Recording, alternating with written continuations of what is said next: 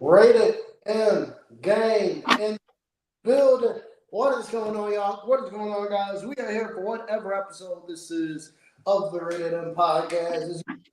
We got Khris here, we got Mo here, we got Esco here. Lewis is not here right now because Lewis is not here right now because like last week I told the Bucks how Khris was hating on AEW Dynamite. I told the Bucks this week that Lewis was shitting all over AEW Dynamite, saying how bad of a show it is. This and the third, and so I got some strings pulled, and I got the Young Bucks and Lewis for this week's episode. So Lewis is not going to be on this week. No, I'm kidding. He'll be back. No, I'm kidding. He'll be back next week. Lewis is on. No, I'm kidding. Lewis will be back next week. Lewis is taking care of family business here, so he ain't here tonight. But we got the OG4 here, and let's get into right now. How y'all doing? What's good, y'all? Episode 40. We 40 deep, bro. And we not even a minute in, bro. DJ Walker, my goat. Omar sucks. Y'all go spew a malarkey. Who taught you to speak malarkey like this? What do you mean? I only speak the truth. All this malarkey? I speak the truth mostly. The truth is not malarkey. I'm sorry, it's not. The truth shall set you free, my friend. And I stand with Eddie Thorpe on that. No. Are you 2011 R-Truth or something? What's going on? No. Let's go. That's a tax and a half, bro. That's fine. Don't get mad at Eddie Thorpe. That's Eddie Thorpe. How much does Eddie Thorpe deserve? That's what? That's fine. You know about 15. 15. Okay. Okay. Let me chill. Yeah, okay, that's fine. Don't get mad at me. You ain't no 2019 Young Lion winner. Ain't my fault. That's my house, bro. You're as bad as Cam fucking shitting on me fucking LA Knight a few months ago, and then he's like, I'm happy he won the U.S. title. Oh my, here we go again. All right, so I'm not even, once again, y'all, I'm not mad about the draft. I knew we were going to lose the draft, but you know what? I don't want to hear this whole, I like LA Knight winning. Y'all motherfuckers need to stand on business with that. He needed to win, though, bro. He went third. Out of everybody else, you drafted him third, I think. Y'all don't give him enough credit. You could have had Braun Breaker. I would have taken Braun Breaker third before LA Knight. Oh, the same Braun Breaker that lost to one haluva kick at Money in the Bank? Okay. He beat Sami Zayn in 5 minutes at SummerSlam. I don't want to hear it. A lot of logistics. Drew was still on the board. I think Seth was still on the board. I think Punk was still on the board. I think Orton was probably still on the board. Nigga, everybody and their mama was on the board. He ain't take anybody but LA Knight, gang. Come on, what's going on? The same LA Knight that's your U.S. champion. Oh my, you know he's walking around with a prop, bro. Come on, that's crazy. That's crazy. It is. I'm gonna have to see some work. Yeah. No, let's dive into the news though. Oh yes, we need to, man. We need to. Keith Orton has re-signed with WWE. The man has re-signed the new 5-year deal with WWE. Pretty much confirming that he's not going anywhere. That man is dying. That man is a WWE lifer. He ain't going nowhere. You know, he ain't going nowhere. I don't think this was any shocking news right here. Randy Orton is going to go down as a WWE lifer. Orton has re-signed a new 5-year deal with WWE. Serves first ballot famer, one of the greatest of all time. What y'all think about this? Orton can go into the Hall of Fame next year and still be active. I honestly think it will not surprise me. Orton said on the What Do You Want to talk about with Cody, he wants to be retired and go to the Hall of Fame. However, I won't be surprised if Orton is still active and he gets into the Hall of Fame. Will not be surprised. On that same podcast, though, he also said fuck LeBron. And he get taxed for that. Cam, I'm starting to agree. Randy Orton not top 10, bro. Just based off that, disrespecting my glorious king is crazy. Okay. That could be the first topic we discuss for hot takes. Orton not top 10. It's like, no, I don't agree with that. Can't spill malarkey on that. But no, congrats, Orton. You know, he ain't going nowhere. Congrats to he ain't going nowhere. Orton leaving WWE just don't feel right. It would have been like a Kobe left. It would have been like if Kobe left the Lakers. If Dirk left the Mavs. If Duncan left the Spurs. It just don't feel right. know what I mean? It's like Brady leaving the Patriots. Yeah. It just seeing him in a Bucks jersey was not right. I wanted to vomit, bro. As a Panthers fan, when I saw that he was coming to the South, I'm like, we are fucked. I was like, shit. You're cooked. I mean, the league was cooked. You won the Super Bowl that year. Yo, he made the NFC look like bitches. I ain't gonna lie. He went to a whole new conference, whole new division. Went down south. Was like, all right, bet. This is light work. But no, Randy Orton, man. I remember 2019. I believe his contract was up, or not up, but it was nearing up, and AEW just started up, and people were like, "What if he go? He's not. Stop." He probably used them as leverage. Oh yeah, which is a smart business move. Come on now, especially at that time, WWE was trying to lock up everybody and anybody, bro. That's why Ricochet's everybody 5 years. Yeah, yep. Right. That's why Ricochet's contract just came up. Chad Gable's was just coming up a few months back. Like, bro, everyone got 5-year deals thrown at them, and some people just didn't accept it. And some people did. And Randy apparently was one of those people. But Randy Orton wasn't going anywhere anyways. So. And what could y'all imagine though what that would have been like seeing like Orton versus like Kenny Omega? Like I think it would have been good for like the first 2 years, honestly, if he went like with how AEW was, because we got to admit AEW from like 2019 to like early pandemic was fire as fuck. There was still a little bit of pandemic, a little bit. Like there was still a little bit of stuff that was questionable at the beginning of the Dark Order before Brody came along and Brandy's faction with like Awesome Kong and stuff. But can you imagine like, Randy Orton going on with the likes of like, Joey Janela, John Moxley, Kenny Omega, freaking Ray Phoenix doing a spot to the RKO and everything and all that? I think it would have been good. But Orton, honestly, Orton is one of the very few wrestlers, same with John Cena. I can't name others off the top of my head right now that are they're loyal as fuck to that company. I mean, like, if I'm not mistaken, Orton's never been in any other company. Cena has it.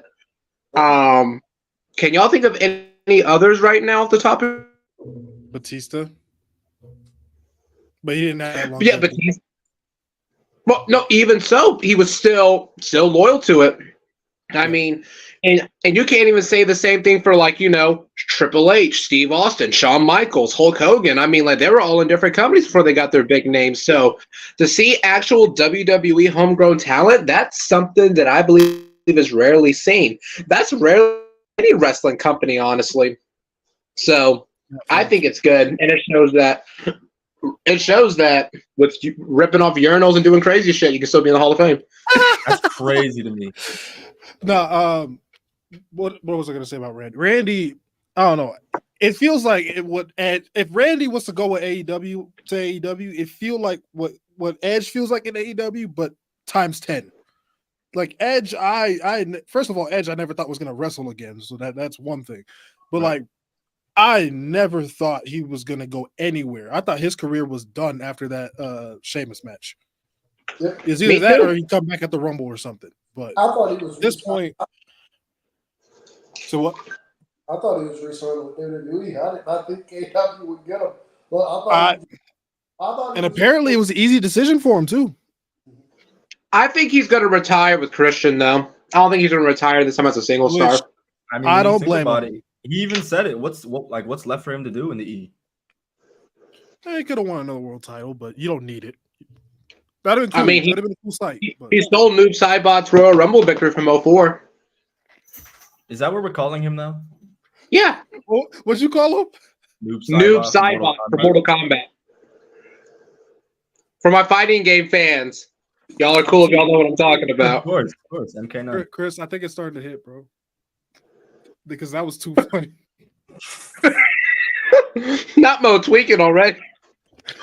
All right, so we should ask the chat this real quick. How are y'all in favor? Because I know Mo does edibles, I do bongs. How are y'all in favor of a hot takes where Mo and I are just like blitz out the fucking creek? Let us know what y'all think. I'll never get that crazy. Mine is like once in a while. I don't really, but make it a once a month thing for us. The most I'll do is like one little tiny little edible. That's it. He's Stevie on But it. that's what I did today because I want to read these hot takes on some wild zooted. So Wild zooted.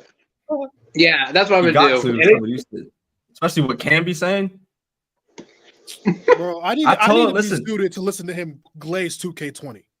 That's what You just saying that makes me want to add like 30 right now. I'm not going to, but I want to. We'll wait till he does. When he does it, go ahead and add. Side note, Hold on. before we continue, No, I gotta wait, how many highlight- hours was it? Add 5. Wait, no, I'm not gonna go 554. But give him 55 if he benches it again. it was like 22 hours or something like that. But Lukita, shout out to Randy can't go to AEW because we need 12 rounds 4 ASAP. God. No thanks. I hate the WWE studio movies. I can't do it. The only there ones I was like are one- the Scooby-Doo ones. I swear to God, there was one movie, I forget what it's called, but it was Dolph Ziggler running around backstage with a gun. The fuck? Does anybody know what I'm talking about? I'm not Oh, going 12 crazy. rounds, I think. Hold on, let me look it up. He was like I swear he was like a cop or something. Someone help me out. Weird. That's weird. And Rusev was there. Rusev had a gun instead. Bro, Yeah. I swear to God. Oh, I do want to ask y'all to get back to the Randy Orton topic, man. Randy Orton, do y'all see him being the one to crack the Ric Flair record, or do you think it's still going to go to Cena? Or do you think Cena does it? And do you think Cena does it and then Orton does it, surpasses him? Orton will tie it. Cena will break it. Orton will be at 16. Cena will break it. I think he'll tie it. I don't think anybody's gonna break it. Oh, you don't think Cena's going to break it? Or I don't think they're gonna give it to him. Wow. I mean, it's really hard for me to look at Cena. Not saying he wouldn't deserve it, but I'm looking at the landscape of WWE and who they're trying to push and who they're trying to put in these situations, right? I don't see where you put John Cena in the world title picture. It's kind of For hard. like a long-term reign, because I don't think it should be a month. I don't think it should be. No. If he wins it, it should not I just give him an IC title, make him a Grand Slam champion, and that's it. See, here's the thing. Here's the thing. This is why I personally prefer they do the 17 time. If gonna do either one, if gun to my head, or pew pew because YouTube, pew pew to my head. If I had to choose 17 or IC title, I'm going 17 because I think, yes, giving him that Grand Slam honor is cool, but like everybody and their mama's done that. You give him 17 and you're trying to label him as the greatest of all time. What a way to stamp it. Give him that unique honor. Because right now he's tied with Flair. Tied with Flair. Well, in WWE lore, he's tied with Flair. Yeah. So I think a special way for him to go out is to give him the crown of that prestigious tag of being 16-time world champion. That's just me. I agree. I can see that. I agree. Valid. Yeah. And shout out Randy Orton. He's top 10. Fuck what Cam and Chris be saying. Listen, I don't listen, he's an honorable mention, but the names that I have in my 10 to me. That's the good thing. But Cam crashes out when niggas put him in the top 10. I don't think it's not crazy to have him in your top 10. He had one of the greatest He had one of the greatest Intercontinental Championship matches of all time at Backlash 04. People be forgetting that match with Foley was for the Intercontinental Championship. Mm-hmm. Yep. This is right. But yeah, y'all got anything else to say on this Randy Orton stuff? Like it's like a given he's saying, right? Like nobody. Right. He'll do good, and he's gonna put Gunther over like a Chad. He gonna get his planet to ass for disrespecting my glorious king. I'm not having that. Oh well, watch your mouth, bro. No disrespect to Randy ever. Randy gets to say whatever he wants. No, this is the same man that kissed Triple H's wife unconscious while he handcuffed that dude. Hey, Triple H is a bitch for letting it happen. Hey, to be fair to Randy Orton, Randy Orton called Kelly a hoe. Randy Orton basically said Kelly was a hoe. He did. 2011. So Remember? I swear he does not have a script. I swear to God, he does not have. He just goes out there and does what he wants. I loved it when he RKO'd fucking Hogan on the car, and he was trying to flirt with his daughter and shit like that too. Oh, you're such a fuckboy. Like, oh, can y'all imagine like legendary Orton from like 04 to 06 versus like Ricky Starks right now? Battle of the fuckboys. I'm telling you that right now. God. In ring, that would cook though. Yeah, that's Battle of the fuckboys right there. I would love that. In ring, that would fucking cook. Moving on from Randy Orton, let's transition to this just hasn't been a very busy week for wrestling news. I'm sorry. So let's transition here to AEW real quick. First off, I want to say, if you guys have not seen the Bryan Danielson video package that aired on AEW Dynamite last night, set the good riddance by Green Day, you need to check that shit out. That is a beautiful video package. It is beautiful. I damn near shed a tear. It's beautiful. I think it's better than his monster video. Disagree with that. I was just gonna speak on that actually, but what I will say is that is probably the best video package I've ever seen in AEW. So I usually don't care for their video packages. That is probably their best production work. If you get a chance, Mo, go back and watch the Saturday Night Dynamite promo between Brody Lee and Cody. When Brody Lee mopped the floor with him. The Power of Change song that they used, I thought that was pretty good. If you get a chance, because everybody busy as fuck. I don't remember it. I've seen it, but I don't remember it. So I'll send it to you on the Discord. Yeah, that was tremendous. But moving on here. AEW next AEW.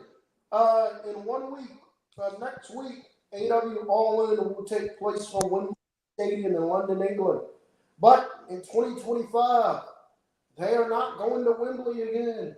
In 2025, AEW All In will take place from the Texas Rangers baseball stadium in Texas, in Arlington, Texas. I absolutely love this right here. First off, it's great that we have another American wrestling company that can legitimately sell out a big stadium like this. You know, we haven't had anything like this since WCW. Don't throw TNA in my face, because by the time TNA got out of the Impact Zone and were torn, they are pretty much dead brain. So don't throw TNA in my face. Do not throw TNA in my face. It's amazing that we have two viable wrestling promotions that can sell out both. That can sell out both. That can sell out stadiums like this. And I'm excited. AEW does very well in Texas. It's probably the biggest market in the U.S. Texas is probably their biggest market in the U.S. anyway. They always sell very well when they go down there, and the crowd is always rapping. And it's about time they get a pay-per-view in Texas. So AEW All In Texas, I love it. And hopefully next year they put that fucking title on Athena. Because if Athena's not AEW Women's Champion by next year at that show, I don't know what the fuck we're gonna do. All right, I have two things to say about this. Oh, go ahead. One quick thing. I know I could be sometimes quite critical of AEW. Sometimes unfairly, but most of the time I'm trolling. So don't take me serious. But I'm going all in next year. I don't give a fuck. I'm going all in. That's tough. Texas? Yeah. I'm going. You ever been to Texas? Few times, but I got to go back. I'm just saying, traffic's a bitch. Good luck. Mo, you're definitely Ubers. This is not. This is not you, bro. Nah, I decided this before I took the. Here's the thing, though. This is me. In regards to AEW, I'm glad that they're doing this, but this is just me. I still think they should advertise their shows in like smaller venues to get their profit, and then only do the big stadium show like for certain pay-per-views. Because I realized when they kept on going to the same venues, it was nice, but with how much they've been declining recently, they're not making enough profit. Like they couldn't. I remember they sold out the MGM Grand in 2019 in Vegas, and they didn't even do that the last 2 years. Like, I mean, they could easily, in my opinion, and I don't know why they don't do this, they could easily do an AEW event at TIAA Bank Field in Jacksonville. I mean, it's the Jaguars football stadium. I mean, that's an instant one right there. But I think speaking honestly, of football stadiums, I'm just glad they didn't do it at AT&T Stadium. Holy shit, that would have been pushing it. well, you have to. I can't remember. I'm not much of a baseball guy, but our football stadium is bigger. I don't know, bro, but AT&T is like it's up there. How big is Wembley? I'll check the capacity real quick and then compare it to AT&T Stadium. AT&T Wembley has a capacity of 90K. And AT&T Stadium has AT&T has to be over 100. They could do AT&T. 80,000. They could do AT&T. 80,000 including seats on the floor? That's like 110,000 probably. Yo, wait, hold on. If there was only 80,000, they were lying out their ass for WrestleMania 32. What the? You guys got to remember. They cut off half of it. Remember, they cut off half of it for the stage, and then they also add the rest for what's included on the bottom tier. Don't forget that. Right. You just now figured that out, Mo, that they were lying up their ass. Oh no, I knew that, but I'm like, I didn't know it was that. that bad. Like, I knew they did, but I didn't know it was that like egregious of a lie. That's crazy. Anyway. No. But no, AW in Texas next year. AW in Texas next year. I love it. I love it. It's Tony Khan playing smart because, like I said, Texas is Texas is their biggest, Texas is like their biggest market in the U.S. Like, there's a reason why they do multiple shows in Texas and why those shows usually come off very well, or the crowd usually is electric. Texas loves some AEW. So Texas. All right, so we got to get a Texas tornado match and a Texas death match on the same night. So let's get it, y'all. Don't do that. God, yeah, that's so WWE. That's so corny, bro. Don't do that. Oh my god, that's such a WWE thing for them. You know damn well they're gonna do it. Don't look at me. The only thing I will accept is Adam Page coming out on a horse. I mean, yeah. Fair. I mean, if he turns back babyface, I guess. Even heel. Do something with Lance Archer if that's the case. If he's still a heel by then, have him come out with like the bandana mask, like a bandit. No, give him the freaking all out 20. Give him the Deadly Assassin outfit from Red Dead Redemption 1 and the War Horse. There you go. Hey man, I've seen it around. I'm not trying to like put this out in the air, but there's an opening next year, Wembley 2025. Maybe WWE explores that for SummerSlam. No, that's called WrestleMania. I don't understand how they haven't used that for WrestleMania. How have they've used it for SummerSlam 92? You telling me in 2024 or whatever, you ain't gonna sell Wembley for WrestleMania, bro? Come on now. I think they're in fear of cocaine deals going on, like when Bulldog was strung out on coke. Yeah, they probably don't want to do it. Relax. My dude, we're talking about Tony Khan. It's the same shit. It all relates. All right, fair enough. To do it because of the time constraints, but well, I don't think time constraints are an excuse anymore because they run shows outside the U.S. now. No, if you're a New Japan fan, time constraints don't mean shit. You know how many times I got up at like 3 o'clock in the morning to watch Wrestle Kingdom? I wish. I could never. I'm sorry. I'm not getting up at 3 a.m. to watch Wrestle Kingdom. I would watch that shit the next night. You damn sure will. No, I watched that shit live. I've been watching that shit live since Wrestle Kingdom 7 in 2012. Yeah, 12. When was Wrestle Kingdom 10? Was that 2016? No, that's 2015. Let's go. Better yet, let's go. I'll do what real niggas do, which is wait for Daily Motion. Which is wait for the top 3 matches to get posted on Daily Motion. You know how much of the Attitude Era I watched off Daily Motion as a kid? So much, same. It had everything, bro. Like I felt like I was watching that shit in real time. Used to have to wait. Shit. They just uploaded AJ Nakamura on Daily Motion. Let me go ahead. Okay. I see Okada Tanahashi. Let me go ahead and watch that. All right, then we got Goto and Shabbat. All right, then we got Goto and this guy over here. Let me see. All right, damn. Bro, what you think of Wrestle Kingdom? Man, you see them 3 matches right now. It's a good show. What you think about that? Man, I didn't see shit else but them 3 matches. That's all.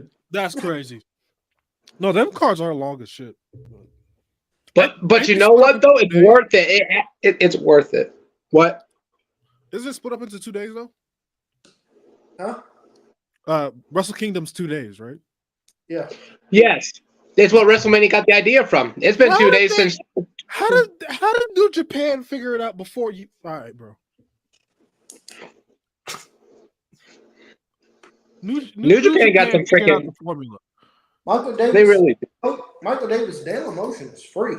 You know. Oh yeah, Daily Motion is free. Wait, hold on. Y'all don't know what Daily Motion is? I ain't gonna lie, bro. I didn't Are even we know that what Daily old? Motion. I didn't know Are what we Daily that Motion old? was till like 2018, bro. I don't know. Nigga, I discovered that shit in 2008 on my dad's desktop. Nigga, I was like, "What is this?" Because I was already watching YouTube. Boy, that's how I used to watch. Boy, that's how I used to watch pay-per-view main events back in the day. You used to have to watch matches from the WWE pay-per-views to get uploaded to Daily Motion. Shit. The Great Recession of 2008 and everything like that. Hell yeah! I watched WrestleMania. I watched WrestleMania 24 on Daily Motion. I grew up having a rich uncle, the one rich member of my family, bro. That nigga bought every pay-per-view because he was a wrestling fan. Every fucking pay-per-view. I didn't miss. And that was the 44, 54, 99 pay-per-views too. Yep. All right, so that's the AEW news on the pod. So that's the AEW news on the pod. We get that shit out the way. Shit is right. No. Shit. You don't get to say that. You run the watch-alongs. You can't say that. Hey, I just because I have a job to do that doesn't mean I like it. Kidding. Y'all some troopers, man. Chat, like, shout out to these three at plus Lewis for doing these watch-alongs. Like, No doubt. Holding it down. Real quick. Let's talk about NXT real quick. We can talk about NXT. We are not talking about his name. Who shall not be named.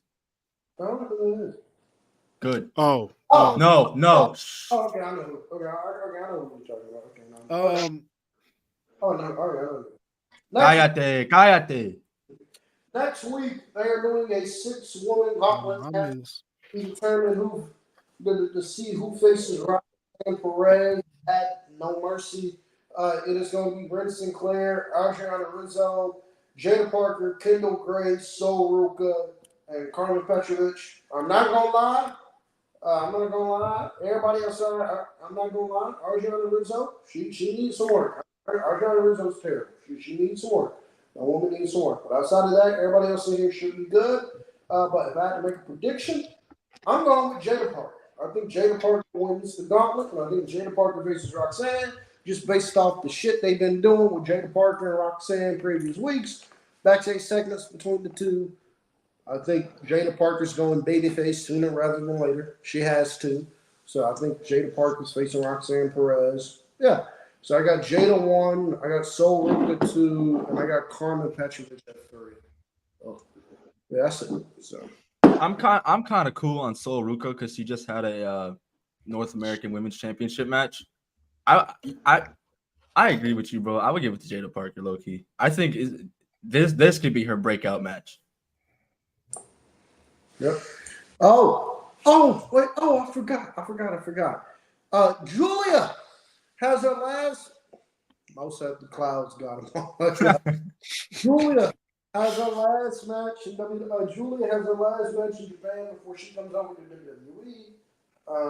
So yeah, Roxanne Perez, you're gonna come show days. Oh, and also, if you guys have not seen Tavion Heights in Japan, boy, listen.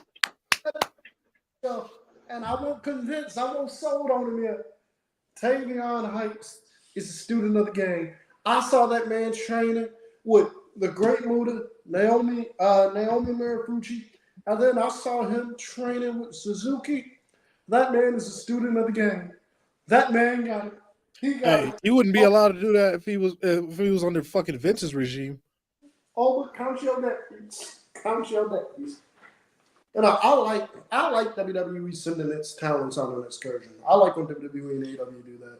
AEW is doing the same thing right now with Anna Jay. They have Anna Jay working at Stardom. Hope, hey, we're going to send you to Japan. I was happy when I saw that, honestly. And we're going to send you to Japan to, improve your craft and everything. I like when other promotions do that. We're going to send you on an excursion for a little bit until we're ready for Get you some more seasoning, and we're gonna send you. We're gonna send you on an excursion, and then when we're ready to bring you back, we'll bring you back. Yep. Check out our match against Starlight Kid.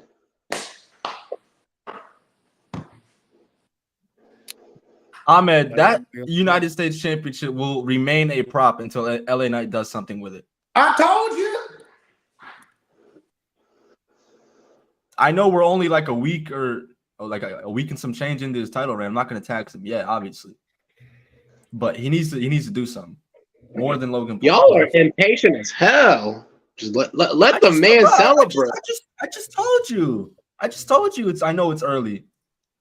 You Patriot fans always fucking demanding shit. God That's crazy. damn. That's crazy. Y'all been doing shit since you wish, buddy. Y'all been doing shit since 2001 with that shit. I swear. Oh, you like Triple H? Quiet.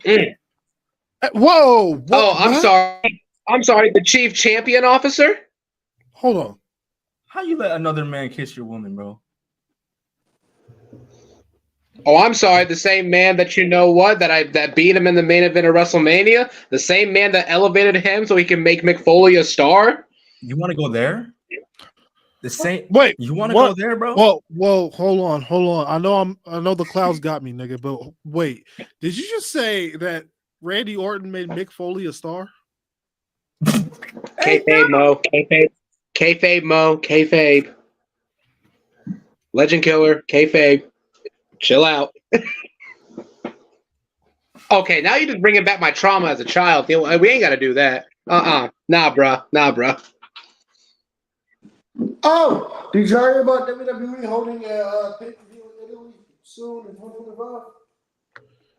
Yeah, I'm Where? interested to see how these like European countries compare. Like, I'm gonna see how Berlin reacts. I want to see how Italy reacts. Like, I want to see how these European countries differ, like chants and shit. Because France had that special chant for AJ Styles, and that shit was burning in my head. It was shaking the fucking arena, bro. I'm saying, bro. Bro, somebody said I'm this. thinking that around the house, bro. Bro, somebody said this online, and I agree 100%. They said WWE saves the real good graps for they said WWE saves like the real good graps for like the European shows because they know American fans don't appreciate wrestling. They save real good graps for the European shows. And it's like for the European. Well, they keep going to the same shit. How many times are we ever seeing WWE in like LA, New York, Florida? Like, take it. Well, that's like Cam was freaking complaining about how they were in Cleveland, Ohio. I mean, like, it's better than going to like other places. And besides, Cam, you're in the South. You know how many times WCW came to Dayton, Ohio? When you hear SummerSlam, do you think about Cleveland? No, I'd rather think about Wembley Stadium getting coked out with British Bulldog. You taking your family to Cleveland? You taking your family to Stop this. vacation? Okay, so you're telling. Oh, I guess summertime. I think about going to New York. I guess, even though, why would I go to New York during the summertime? You're not wrong. Chris, you taking your family to Cleveland on summer vacation? No. What the fuck's in Cleveland, bro? Do they have the beaches? Browns? I'm sure they have a LeBron statue somewhere that has. I mean, if you put it in the black light, it'll show you some shit. But that's different. but listen. I'm just saying, that's all they can have. I guess they got Bronny. No, they got Braun's Make-A-Wish teammates. Fucking Anthony never stop. You know what? I'll just say this. I'm just saying I need a pay-per-view in Baltimore. With how they was hyped for Monday Night Raw, honestly. Niggas gave him Zildjian Samgauskas and got mad when he left. Yeah. Crazy.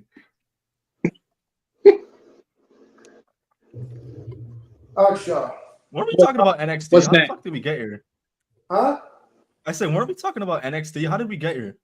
I don't know. We were talking about the how Cam was enjoying the fact how they're doing excursion. He was making predictions saying that Ariana Rizzo was ass. She has no talent. She's not good for anything. And then Whoa. Everything you just said perfectly describes Omos. Are we Wow. sure you're not talking about Omos? Hey, nigga, I'll hurt you. You better fucking. I never said Archana Rizzo ain't got no talent. I said she's need to improve. That's all I said. Always fuck with you, Cam. No, I think we should talk about the Cody Cam just situation, hates then go to no, the hold fucking on, hot hold on. takes. No, Cam just be sitting here willingly just hating on women left and right. What's going on, Cam? He hates women. He hates Jade Puerto Gargo- Rican Jade wrestlers. Gargo, bro, He you got a hates target on her back. he hates Jade. He hates fucking SVR 2011. He thinks Soraya. WWE 2K20 is better. Like, what's Soraya. going on? Soraya. You forgot Soraya. Nigga, fuck, man. You forgot Soraya. I'm not doing this. He's just so blunt about it though. Like he doesn't care. Like he doesn't try to make it polite. He didn't deny it either. That's the, you know what? Let's move on. But to be fair, Cam really be holding it down with like trying to be taking on everybody. Cam is like Batman of the IWC. Like he be taking on everybody and gives no fucks about it. Yo, Cam in a Batman mask would feed families. Yes. Oh, speaking of dressing up, oh my, bro, you're dressing up as I'm not Khali. doing it, nigga. Eat If a I have dick. to go It's as not Omos, happening. you're going as Khali. Chupa mi verga. I'm not doing it. Tú sabes tú quieres. I'm not doing it. Yes, the fuck you are. No. That's Chat, let me get a universal, too. yeet in the chat if you want to see Mo dress up as Khali. Spam yeet. Really? You do yeet of all That's cats? your favorite word. And I'm gonna wear a fucking tinfoil can. That nigga trash. I thought that Then was give funny it to when you me, said bro. that. I That have to made go as that did not have Omos. to Give take. it to me, bro. That's the perfect Omos costume. Oh, bro, let's be honest. Omos clears. Like, not even like no trolling shit. Clears what? Oh my. Ali literally like had no. There's no hope for that nigga to be good. Not Omos, even the at Undertaker least- made him good. Oh, at least Omos just started. So Listen. I'm gonna give him like no troll shit. I'm gonna give him time. Like, because when did he start? Like 2020? When he started training? 2020? No, 2021.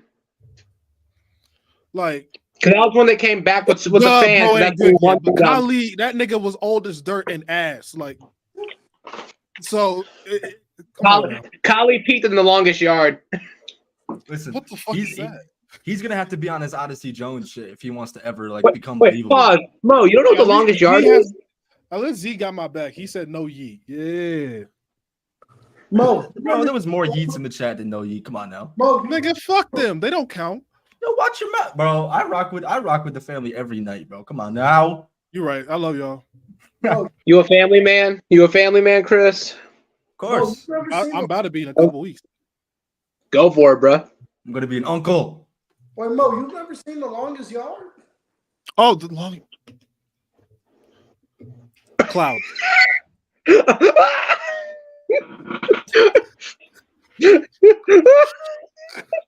Clouds. Logistics, okay? Not logistics. How Bro, dude doesn't why have do you use logistics? that word so much now? Shout out my nigga Donnie Blaze, bro. All right, are we ready for the hot takes? Yeah, let's get into that, bro. Oh, I see All right, any chat. Omos praise here, I'm gonna crash out. All right, no let's do troll. this. Like actual serious hot takes, not no trolling bullshit, please. And don't no say basic shit. if you tell me John Cena's theme music is good or some bullshit, the chocolate's coming back up. That's all I'm finna say. The best No, Adam listen. said. Oh, okay. What is Hold on, I'm starting at the top. Oh, Oh, my bad. I saw Malik Murray in the chat say, "What is your favorite Adam Sandler movie?" Well, I'm almost bringing that. Oh up. yeah, answer that. We'll Absolutely. get into it. But Adam Sandler, this is how I break it down because I love Adam Sandler, his movies. So, from best to worst, or my favorite, personal favorite, I got Grown Ups, which is my favorite movie of all time. Grown Ups 2, the second favorite movie of all time. Then you got Aiden Management, Adam Silver, Jack Nicholson, great shit. Then you got Big Daddy. You know, see the Big Daddy and Baby Daddy. And then you got Big Daddy. Adam Big Sandler, Daddy. That movie. That hit. Adam Sandler, you know, one Did of he? the Adam Sandler. That's 10, bro. Then, after that, you got Click. Adam Sandler and Click. And then you got Blended. Then you then you got Nigga, Click. didn't you just say top 5? That's at least 50. Then you got Click. Then you got Happy Gilmore. Then you got Billy Madison. Then you got Mr. Deeds. This Then you nigga got naming the whole catalog. Gang. Bro, Adam bro, Sandler's you a didn't even goat. put 50 First Dates up there, bro. Adam Sandler, dude, bro. Adam Sandler's like that though. Respect. People say that if I shave and like I like get my hair groomed up, they say I'm a Puerto Rican Adam Sandler. Insane work. Respect to Adam Sandler though, because he never switches up, bro. He stayed dressing in rags and shit. He's just That man let him don't do ever his- change. All right, first one. Hot take: Ric Flair is the best promo in wrestling. Not a hot take. This is what I'm talking about. Now, what Ric Flair are we talking about? Like yelling in a pizza shop, NWA? I think they're talking like all time the best ever. I think is John Cena. I agree with Cena. So That's lit as Shout fuck. out, no troll shit. Shout out to my via. But ooh, oh man, Ric Flair. I don't think. Ooh, best promo in wrestling. See, to me, Ric Flair's not top 3. he's in the top 5, I think. Top 3 Maybe for me top is 10. Top 10 lock. Top 10 lock. Cena, Rock, Austin is my top 3. That's a good top 3. Yeah, it's good. Man, well, Mine is the same, but just a little change. Right. Punk over by Via. That could work. I'll too. say Flair's in the top 5, in my opinion. Now, I believe. Now, if we're talking. You know what? Yeah, he's top 5. But I will say this, though. Flair does. If you want to study heel work and be a pompous asshole, yeah, Ric Flair's where to go. Facts. All right. The Bloodline story has birthed the worst fan base of all time. If they don't get their daily dose of cinema, they'll combust. Their blind hatred for Cody has given them CTE. Let WrestleMania 40 go. Bro, I've been saying this for months. Cook. I mean, since we're on the subject, should we talk about the Cody shit? Hold on. I want to say this.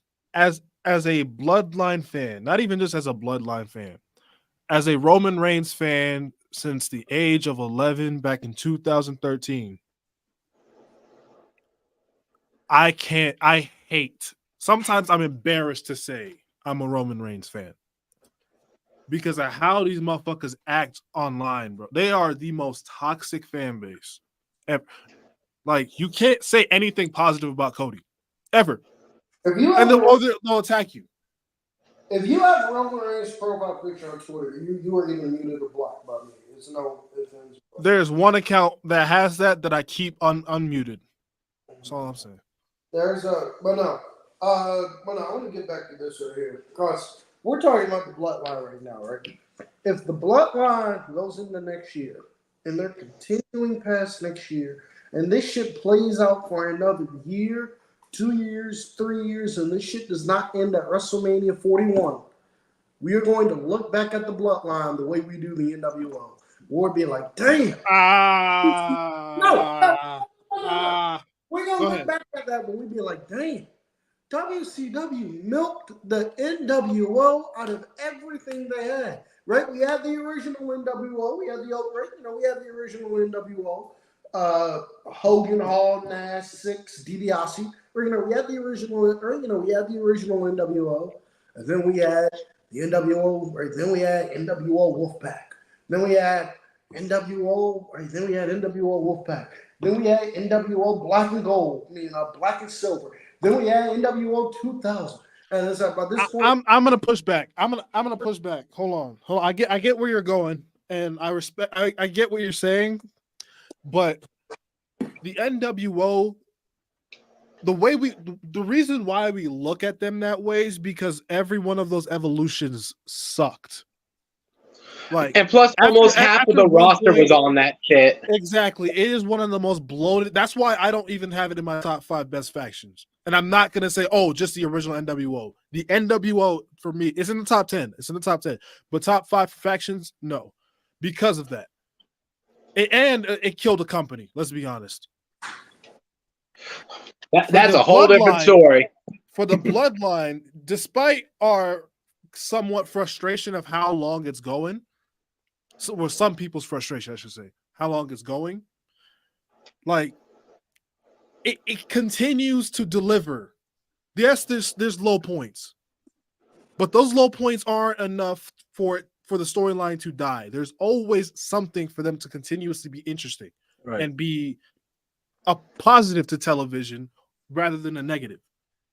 NWO at one point was completely just taken away from the product. I think the issue, that's why they're dead. The issue, honestly, I think is because they put everything on SmackDown with the Bloodline. That's what people only watch SmackDown for. And if the Bloodline's not on it, they're going to shit on it. So I think if they put more time and effort into their mid carders in the United States Championship, that way you don't have fans that are like crazy about it. So it's kind of like how, for my anime fans out there, if you look at the Namek saga in Dragon Ball, where Krillin, Gohan, and fucking Vegeta were getting their ass mollywopped by the Ginyu Force, everyone's like, "What about Goku? What about Goku?" And then people will be like, "Well, what's gonna happen?" Just be fucking patient. But listen. Speaking of I don't know why the name Ginyu Force just always sounded funny as fuck to me. I don't know why. I know. Well, no. Man, I'm just so ready for this bloodline storyline, man. We cannot.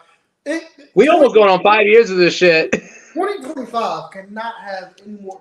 Cannot have. If it delivers, if the product is still good with them, I can't hate on it.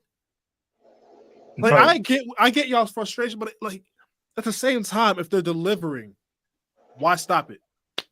Now, they consistently give you some of the greatest like segments you'll ever see. When we thought it was dead at SummerSlam, guess what happened? Look at the build to WrestleMania 40, and look at the result of that. Yeah. Also another one.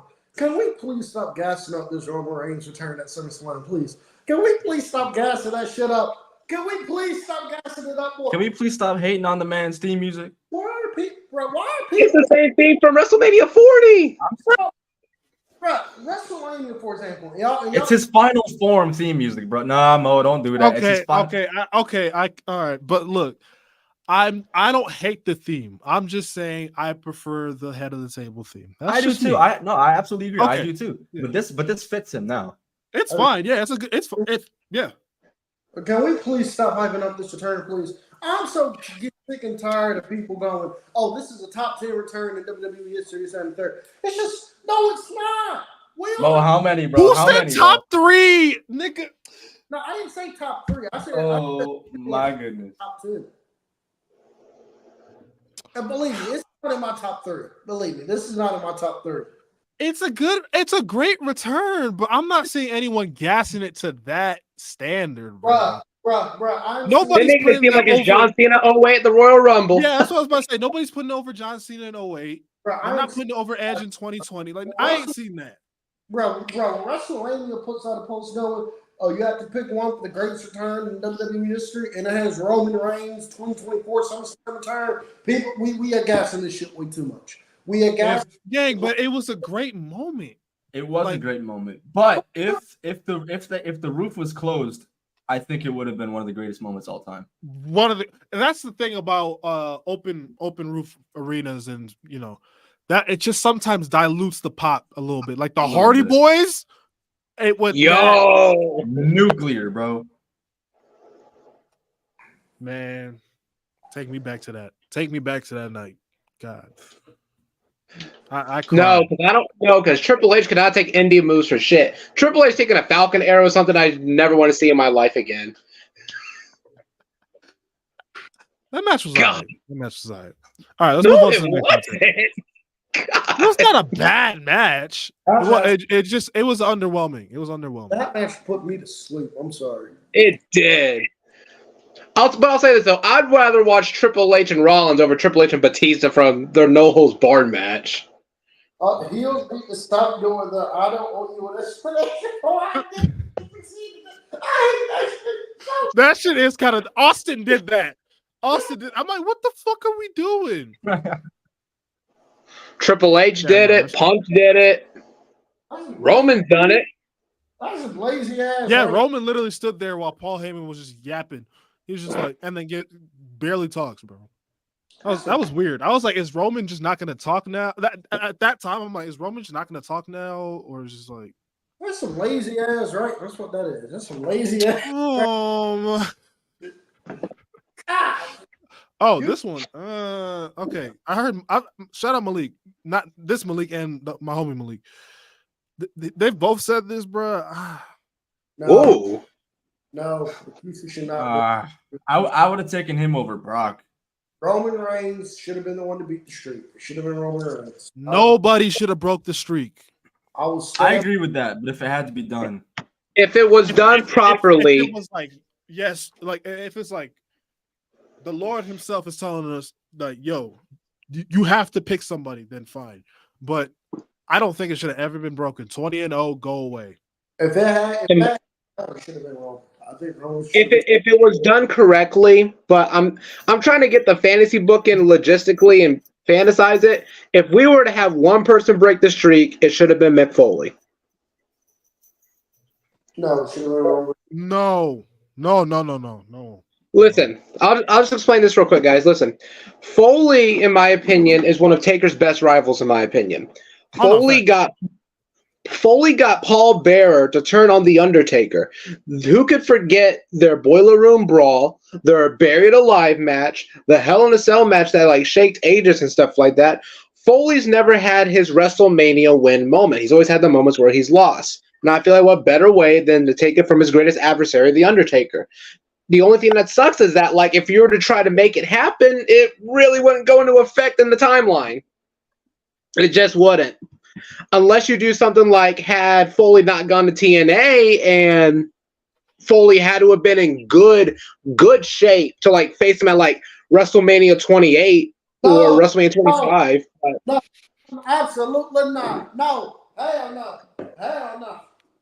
Look, I'm not saying it was going to happen. I'm just saying like unless it was done, but Foley should not have gone to TNA. That's just me though, but.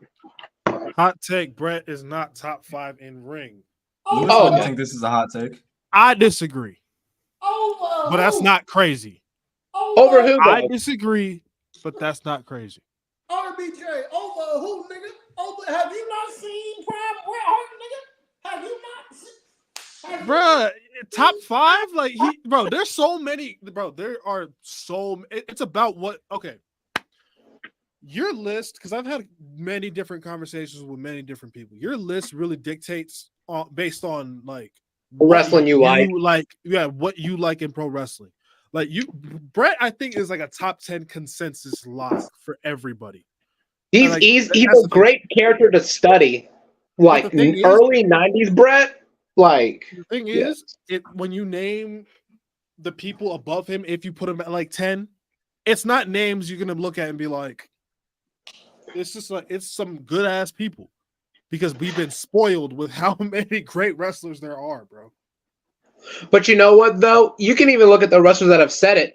Drew McIntyre got a suplex from Bret. CM Punk, how many Bret Hart moments do we get? FTR, how many Bret Hart moments do we get? Frickin' Maivia and his horrible, ugly ass sharpshooter. Like, I mean, God. Is it god awful sharpshooter?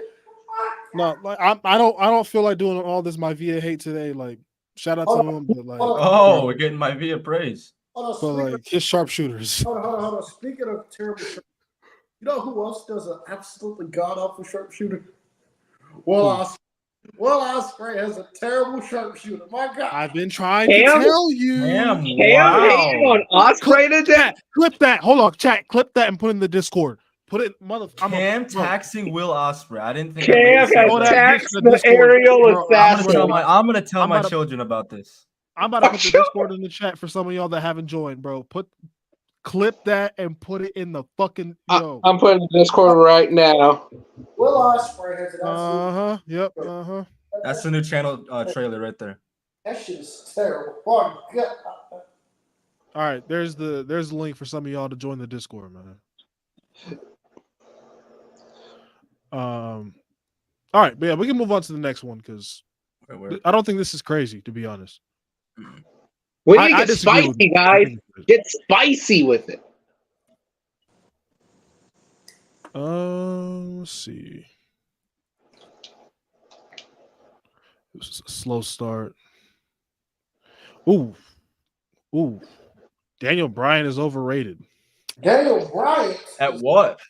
Daniel Bryant does not exist. So Okay. All right. Let's be nice. Relax. Shut the fuck up. Chill, He got a gang. point though.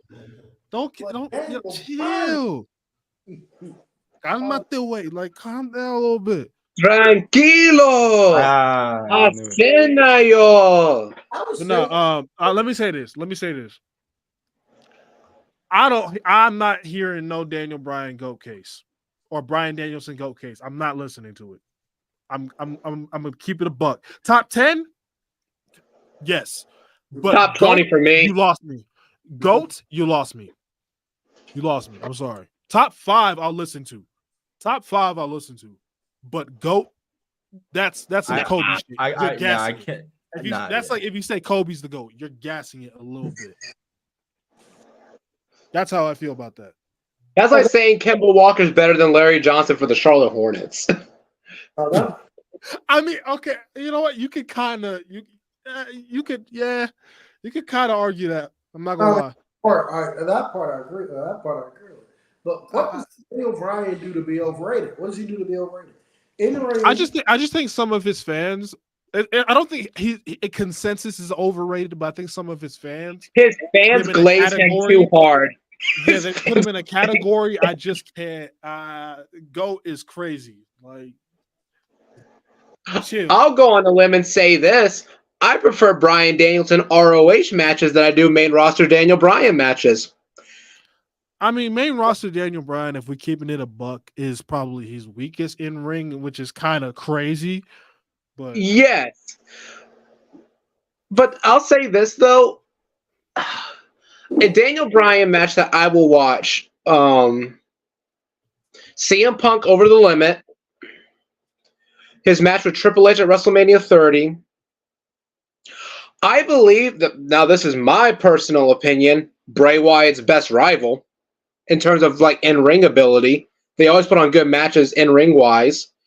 I mean, Royal Rumble 2014, I mean, that was really good. I think it's more his fan base, not the wrestler. I can give credit to the wrestler. The wrestler is humbled. I give that, but his fan base, fan base is worse than Liv Morgan fan bases. No. His fan base, yeah. From my experience, of what I've seen. The Danielson fans don't tell people to off themselves. And I don't like fans that are like that. So, and those are the Liv fans to me. That's all I'm gonna say. No, it's the fan base. But you know what? That was a great topic, though. Yeah, no. I think it's his fan base, not a consensus, overrated. Whoa. This is the worst era of NXT since before. What respect on Javon Evans? No. NXT 2.0? NXT Game NXT Show? 2.0 was awful. I enjoyed 2.0. Best thing about 2.0 was Giovanni Vinci. Like 2.0 was not the worst. Some people consider it to be the worst. It's not that bad, but no, that's the worst era of NXT by far. Oh, let's see. That's a good. That's a spicy one. Okay, these are good so far. Take, so I respect it. Thank you. I like this one. Okay. He might. This dude, my Thunder, my guy. He might be cooking. Since the splitting of the tag titles, Triple H has been just as bad or worse at booking the tag division as Vince. Cook. Yes, he has. Yes, he has. In terms of storytelling, importance of the tag titles, yeah.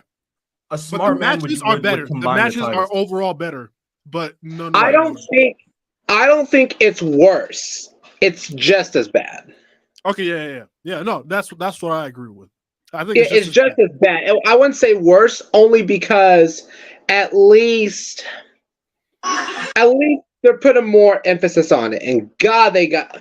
I'm gonna just say it. Those tag team titles from like 2016 up to now, those was the most ugliest fucking tag team titles I've ever seen. God, it was so fucking ugly. I will never forget when they brought out the red strap. I was like, oh my god. Hey, That shit. I've said this before, and I'll say it again. I'll continue to say it again. Unify, reunify the tag team titles, and don't ever split them again.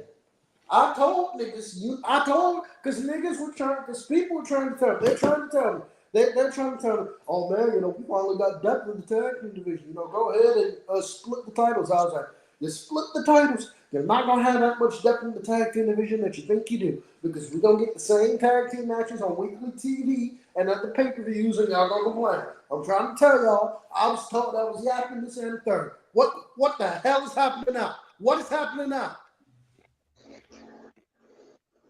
Yep. God. But that was a good one. I like that. Okay, Matt. Matt Thunder always come with the heat, bro. I can't even. You really do. And Michael Davis.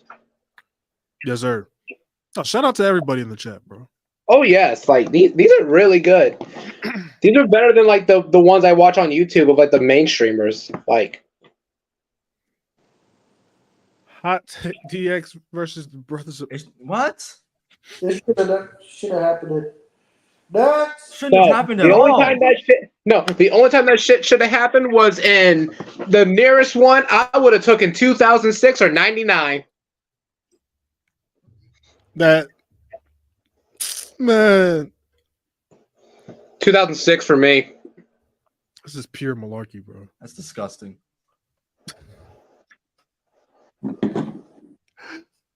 All right, man. Cena versus Orton may be an overrated rivalry. I agree with that.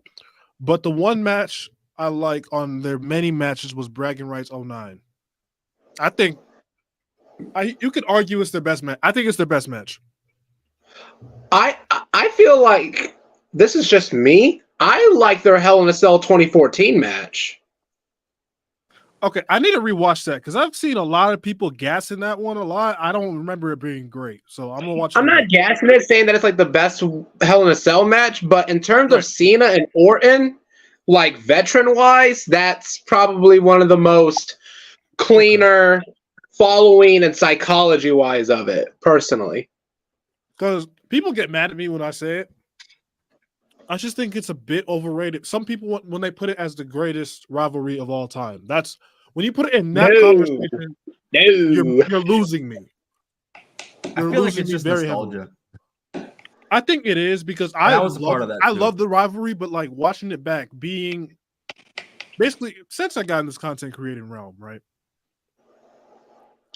Like having these discussions with people, it's just like when they put them in these conversations that they don't belong in.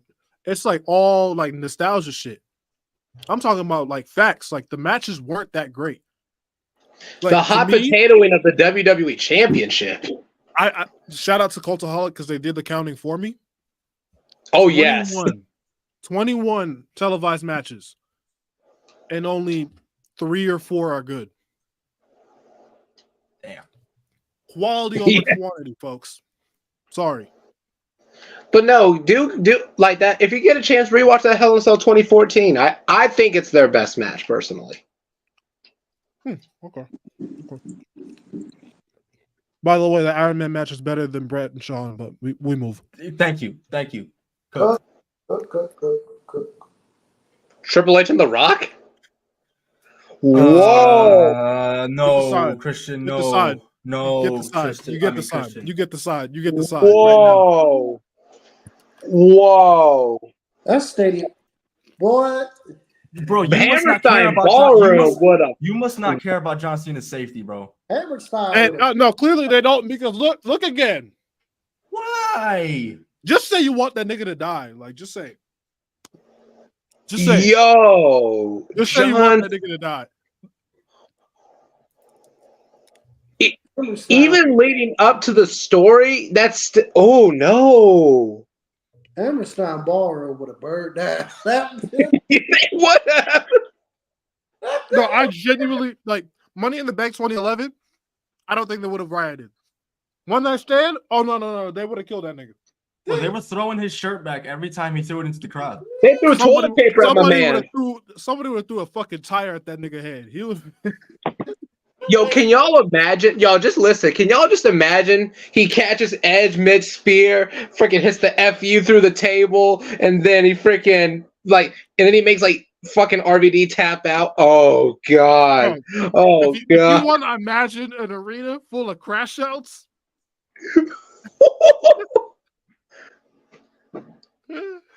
That's what happens if Cena wins One Night Stand, bro. I swear. You know what?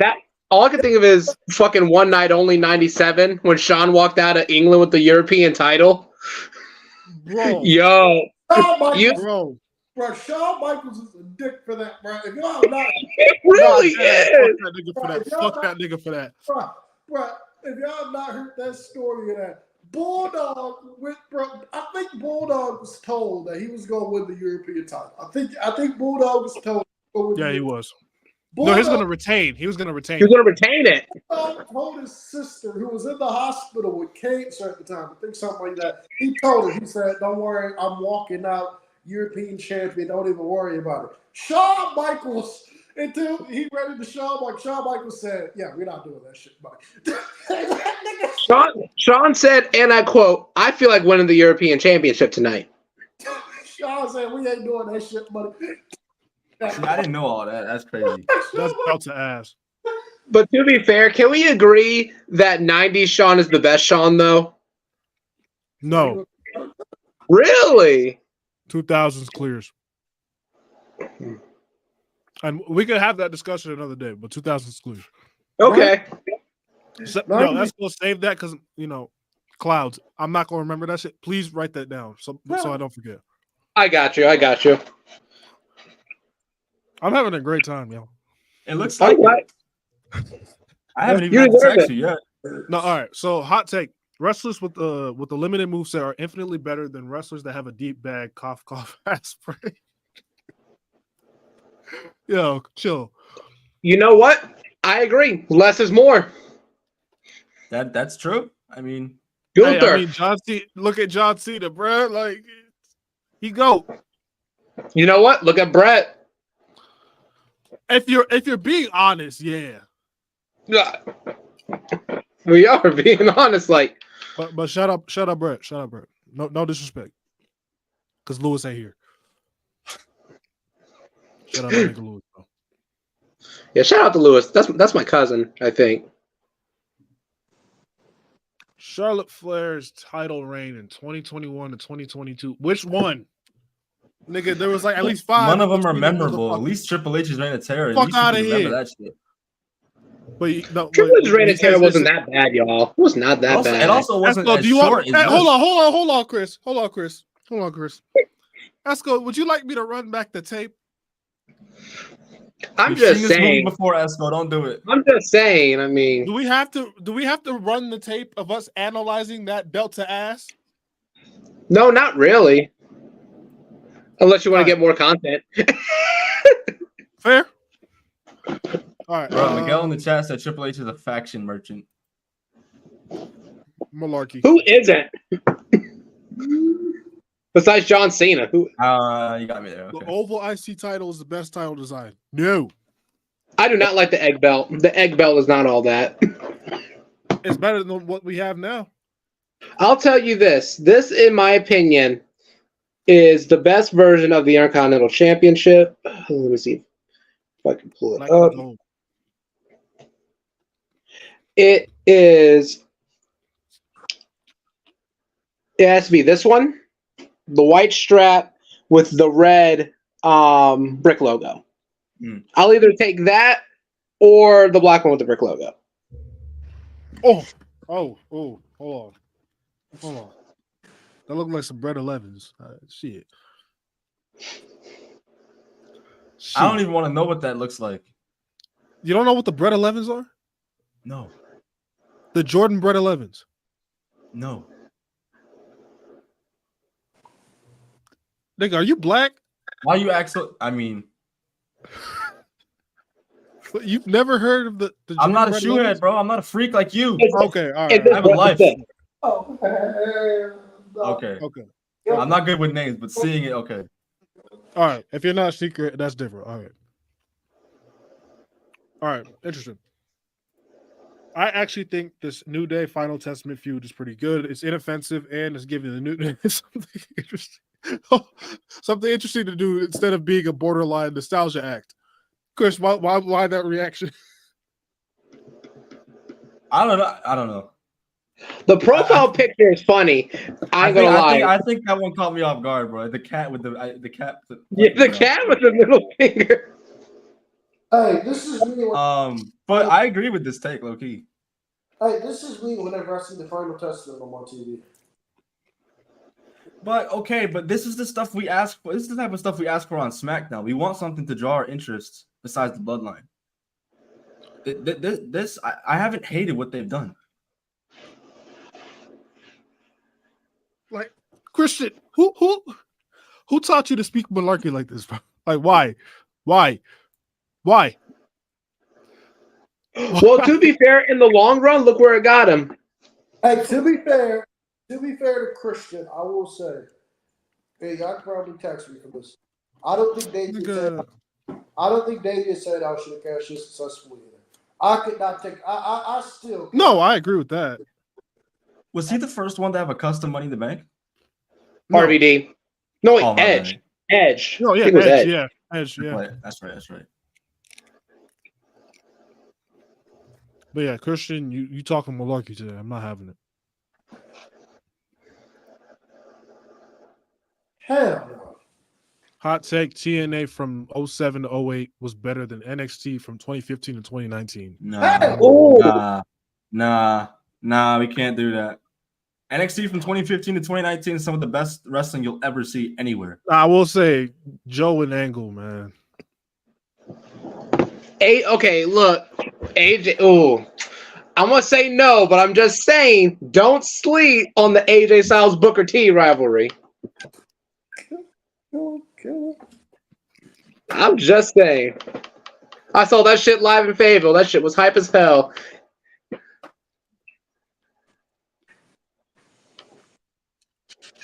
Seth wanting to take away Punk's opportunity at Vengeance is now null and void because Damian called off the agreement.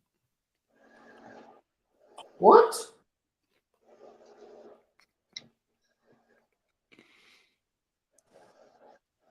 I don't think it matters because Damien's not even the world champion no more. I'm Wait. trying to like decipher what was actually said. They're saying that because of. Wait. I don't think he was called off. I don't think it can happen because he's not the champion. Why up, bro? Don't make me laugh. I'm trying to figure it out. Well, you got shit in your beard, cuh. Oh God, fucking chill. All right, Seth wanted to take away Punk's opportunity at Vengeance.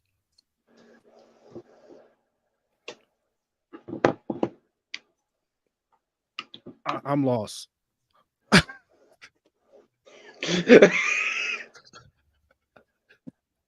Bro, explain it in the chat, D. Explain it in explain it in the Discord so I can figure that out, bro. All Got us looking like retards up here. Godzilla had a heart attack trying to read that. R word is crazy. R word is insane. Are we allowed to say You that? said much worse on here, bro.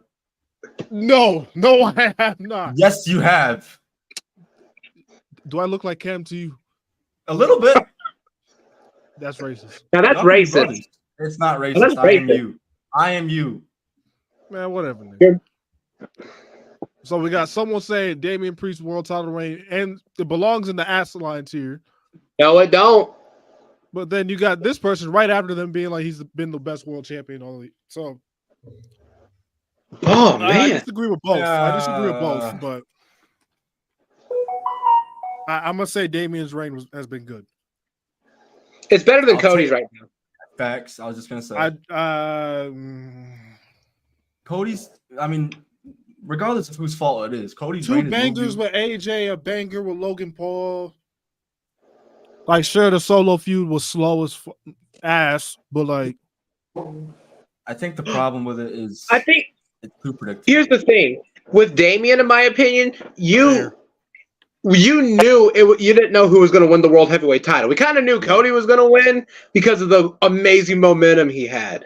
But if you're watching, like, okay, who's going to walk over the world heavyweight championship? You don't know. That's what I think. I agree. And I believe there's been more drama and stuff included with it as well. And make sure y'all eat your chicken tenders and play your video games or do one or the other. See, we were doing good for a while. We Bro, were he doing cooking. good. Bro, he cooking. With What? fish grease, he's cooking. That shit hasn't even defrosted yet. What are we doing? You don't need Omos stuff is to the greatest wrestler. Omos probably he's not even like top 500 all time. Relax. No. Do tranquilo. He better than Jake the Snake. Okay, but to be fair, Mo, I'll take Katie Vick over Omos. No, let me stop hating on Jake the Snake. I just be trolling Cam. No. Mo, you know damn well if it weren't for no Jake the Snake, we wouldn't have no Austin 316. Jake did not deserve that shit, bro. Cam just pissed me off. That's it. My man, a cancer survivor, and that's how you're gonna treat him? That's fucked up. Chill. No, Chill was Dean Ambrose and his fucking did that shit on Rollins. Yes! Yes, Christian! Yes! Malarkey. Yes! He's not wrong. I mean, the way it's being perceived Man, she ain't saved that nigga. She seduced that motherfucker. You know why? Because you know what? She submitted to him because she's like, you know what? You need a man, you need a woman that loves you and cares about you and stuff like that. All Rhea did was abuse. Rhea abused Dom. Rhea abused Dom to join the Judgment Day. And what does he have to show for it? Beat up his dad, get exiled from the Mysterio family. Bro, she ain't make him do that. Way. That nigga Ray just valued this man Edge way too much. That's his fault. And you know what? I'll even say this though too, because Rhea Ripley and Damian were not happy with how Edge was running things. They wanted to do things their way, and because they were petty that they couldn't hold a candle to Adam Copeland, that's what they did. Good Lord! All right. You're telling me you would deny chicken tendies in a PlayStation over a freaking girl making you submit to her? I mean, if it's coming from Liv Morgan, I would deny it. Look. I know this rated R, but can we chill? This not rated. No, relax.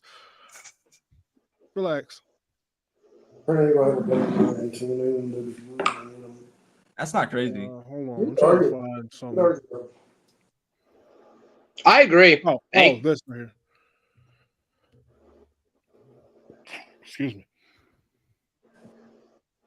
To this day in 2023, I'm one of those guys who believe Lita should have been involved in the Becky and Trish rivalry. Nah, the rivalry went too long anyway. I'm good. Yeah. Ended great, but the Becky Trish feud was awful. Those promos weren't people crying that it wasn't on SummerSlam? Yes, and it was a shit feud anyway. SummerSlam was show. Yeah, I'm saying it was not going to save that show. No. Plus, they had a better match for it anyway. Who cares?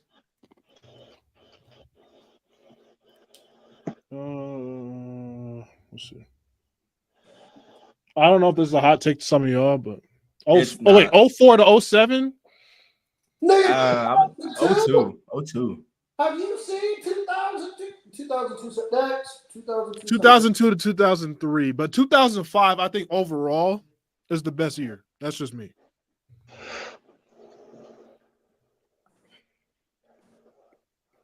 The first half of SmackDown was dog shit. Let's be honest. 02 to 06. All right. Yeah. Okay. Yep. That's an ether. I'm not gonna lie. Let's see.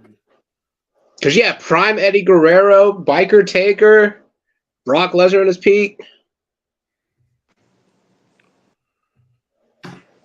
Mercedes is not on my female wrestling. Not on my Mount Rushmore. She's probably like right outside of it, but she's not. I got Becky.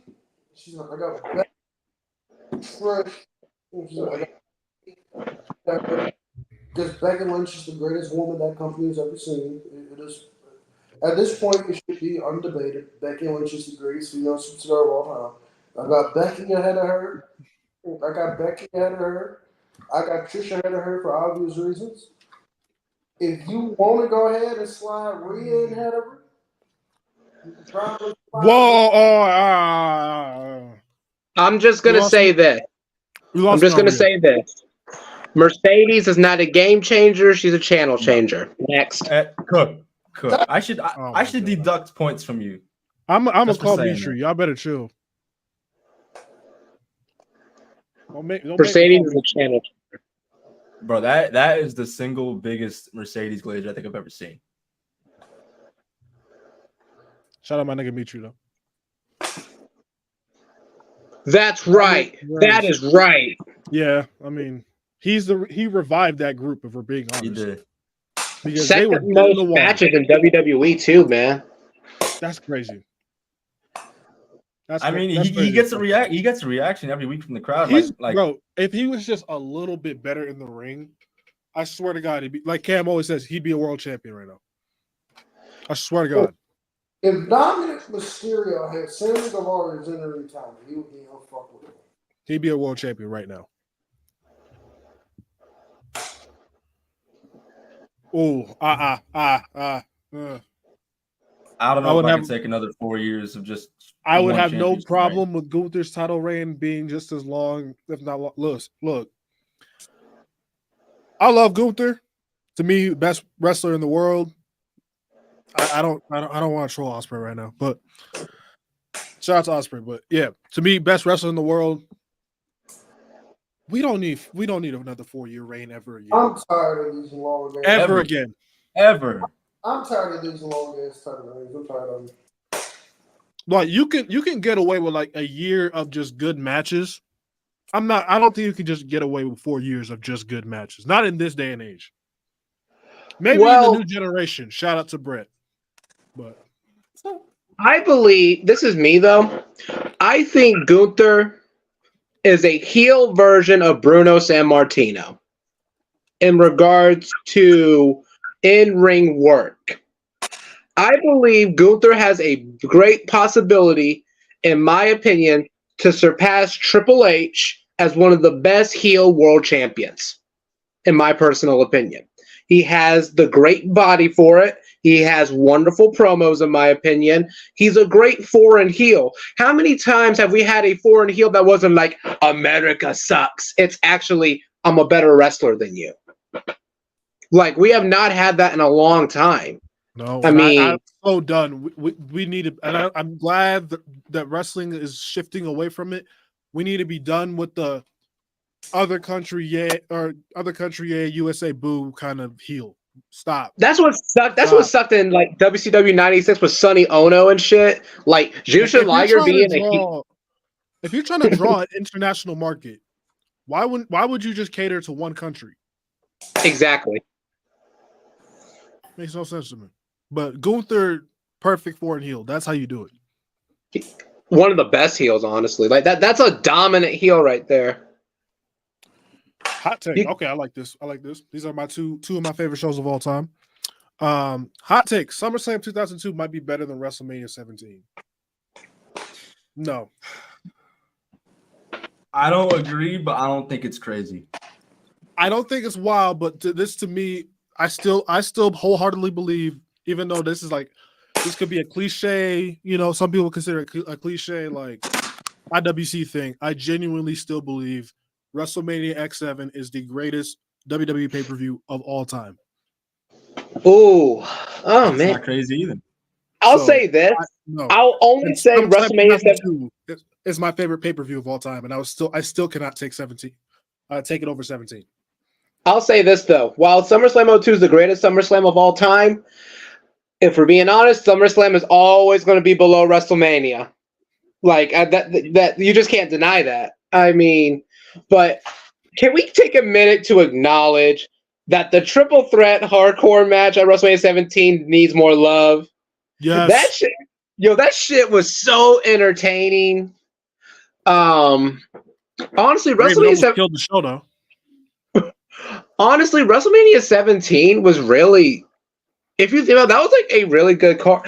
And underrated stuff too, like Eddie Guerrero versus Test. That was good. China coming back and winning the women's title, the ultimate ref bump of the year with Triple H and The Undertaker. 10 minutes, bro. No, but I don't know. WrestleMania 17. That ending. You Can't beat that ending. I like that ending more than a lot of people do. I don't think the heel turn. I think the heel turn is one of the greatest heel turns of all time. Genuinely. You know what's crazy is if you go back and look at the footage, like watch some of the old clips of Raw and stuff, you can see where Austin was preparing the heel turn. Yeah, you can see like the wheels starting to turn. Another thing too, watch Royal Rumble 01 and see how he beats the shit out of Kane before he eliminates him. Like, does the same thing to beat Rock. Exactly. Thank you, Mo. See, does the same exact shit. Like, you know what sealed this heel turn to be perfect? Jim Ross. Yeah, he's shaking hands. If you were watching that without an audience or without commentary, and just listen to the audience, you would think Austin it was just Vince turning babyface to help Austin. Mm. But because of how that crowd reacted regardless. But with Jim Ross on commentary, losing his fucking mind as if the world just ended. That is what sealed that heel turn. That right there. It still don't beat his hatred for Triple H. I mean, Triple H, you son of a bitch. That to me is Jim Ross's best commentary work. The Austin heel turn. That is his best work. Mm. I you agree. can genuinely hear him losing his shit. Shout out to Mickey D's. For once, their ice cream machine was not broken. Shout out to Mickey D's. You just have casually McDonald's. Never mind. Out of your Did fridge. you just have McDonald's DoorDash or something? Like just out of your fridge, did you get the never mind. Did you take the cups? Damn, bro, share some, bro. Cam He stole the saved the cups, bro. McDonald's, You're dumb. Cam stole the cups from I can just see him like he's got like 20, 30 of them. He's holding them like this, running. Yo, chat, hold on. There's 50 of y'all in this motherfucker. Hit the like button, gang. Yeah, come on, chat. Support the channel. It's a Thursday night, bro. We having a great time, bro. Smiles, bro. Y'all not getting zooted at me on camera again. I'm gonna just be honest. Mo's on clouds, bro. I'm having a great time, but I'm still counter programming TNA right now, y'all. Crazy. We probably have more viewership than them. That's right now. crazy. Hey, not too much on TNA. They're doing good stuff. I'm just speaking facts, bro. Put some respect on Joe Hendry, motherfucker. I mean, at this point, if you want to watch Joe Hendry, just watch NXT. No cap. But no, I agree with this right here, 100%. If you take away Daniel Bryan not coming out number 30 and Batista winning, I still think the Royal Rumble 2014 is a decent match. It's just a terrible, and it's what Triple H and Booker T is. Without the racism, without the racism. There was no racism. He was saying when he said people like him, he was referring to WCW talent. Get the side. We're not he doing was referring to WCW talent. You know what? That's 10. 10. Signifying 10,000 lashes. All right, Esco, that's going to give you 23. Hey, bro, you're catching up to Cam. Cam's only got 31. Fuck no. That's fine. Fuck no. At least I don't like 2K20. Damn, I just want to give him another strike just for that. Not Esco, Cam. We're going to take it unless it comes out of his mouth. The cloud's telling me do it. Do it. Give him another one. The cloud. Okay. So this ain't a hot take. This is just true. Hot take. Will Ospreay is overrated. Duh. Well, welcome to the channel, bro. The one week Lewis ain't on. That's all you would have heard. Nigga, I represent. Fuck that nigga Ospreay. He'll be like, bro, you like Ospreay, man. Bro, no, for Cam, from now on, this is consensus. You like 2K20. That's all we got to say. Hot take. That is not true. You like boneless wings, bro. What's wrong with chicken nuggets? I mean, they're good. They're good, but I mean, like over But bone at that in, point, bro. just get chicken nuggets, bro. I love facts. I love And just drench them in sauce, nigga. You good? I'm saying. I love my. You telling me you don't like Chick-fil-A nuggets, anyway. Lewis? No, Chris, Chick-fil-A nuggets? Lewis.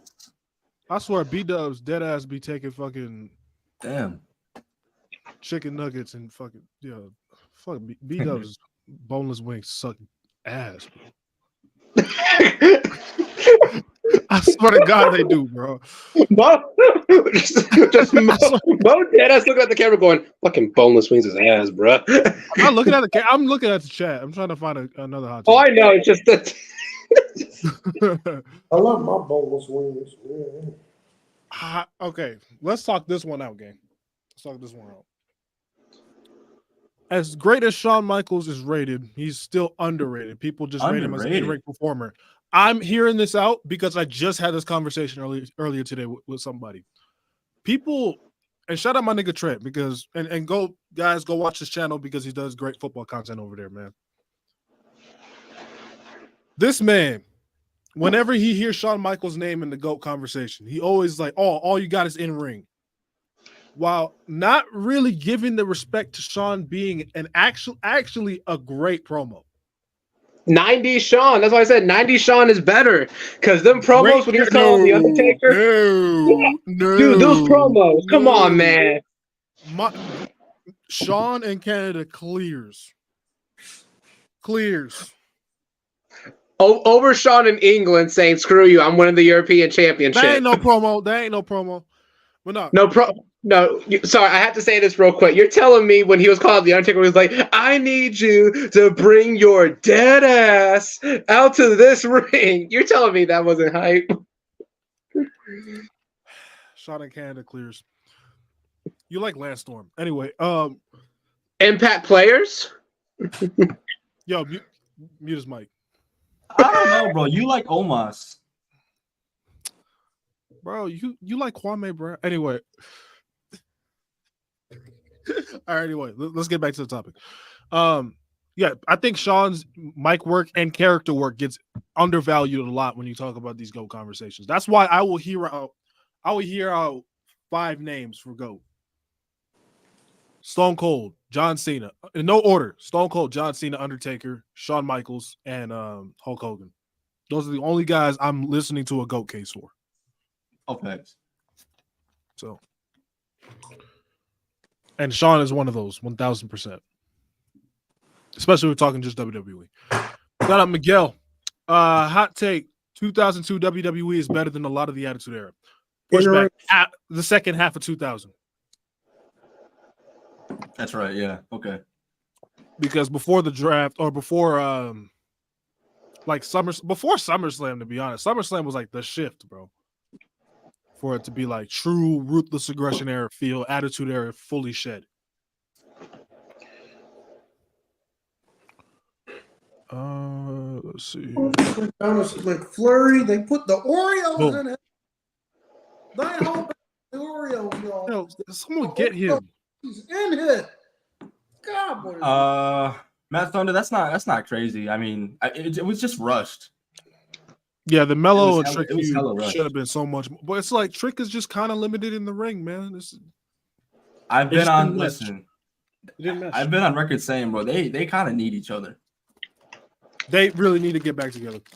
I don't care if you got to turn Trick heel or whatever. They need whatever you got to do, bro.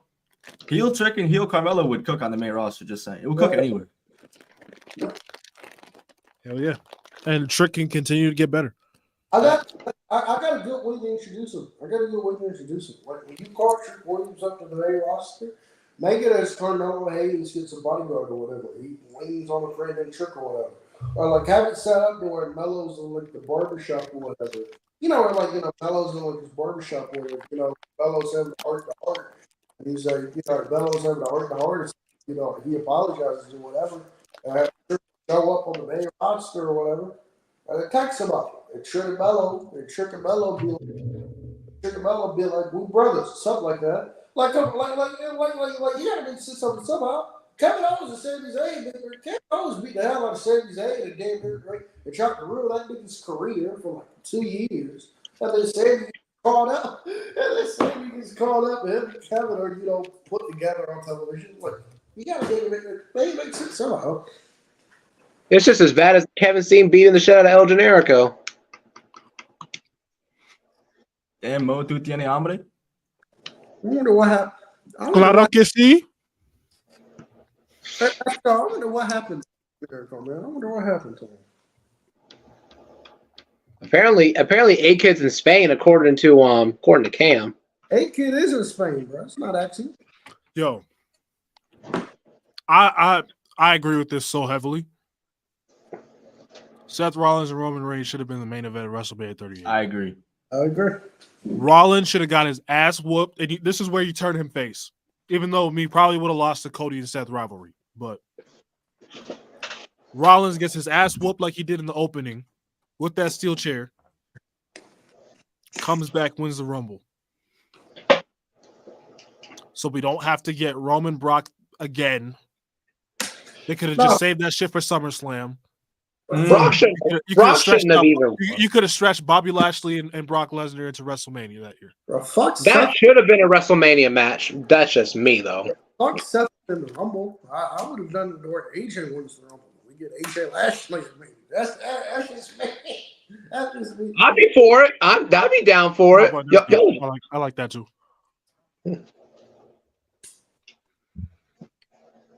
Solo. I like that.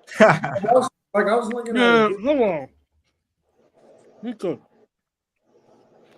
If booking choices were right and handled correctly in 2019, it could have been the best year's career. Nigga. So you're telling me if niggas just all you had to say was if niggas did their job, the show would have.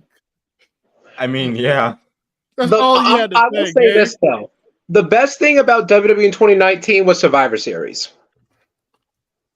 Survivor Series, that bill was lit. Especially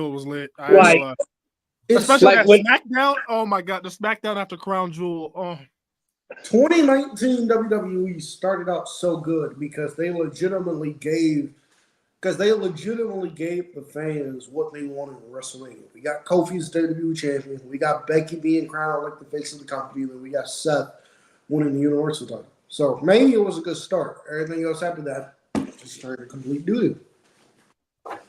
Nigga, that nigga turned remedial, bro. Are we not going to deny that at that WrestleMania, Finn Balor co-main evented against Bobby Lashley?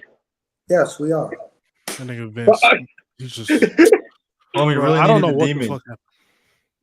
No, it was cool. The entrance is cool, but like, no. At least he won. The Intercontinental Championship was the co-main event. Let's go.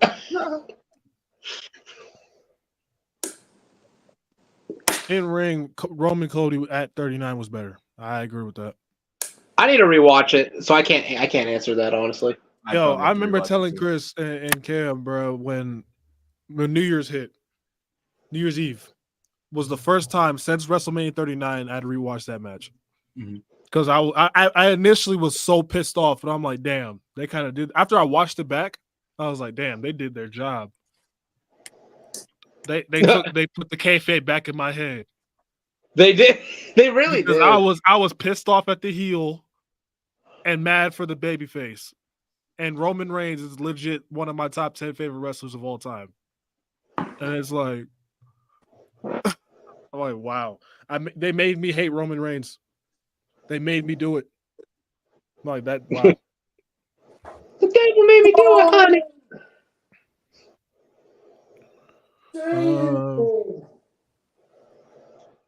Let's see. Where we at? Damn. So, Nigga, who are you looking at? So breaking news coming in. We lost Sika of the Wild Samoans in June.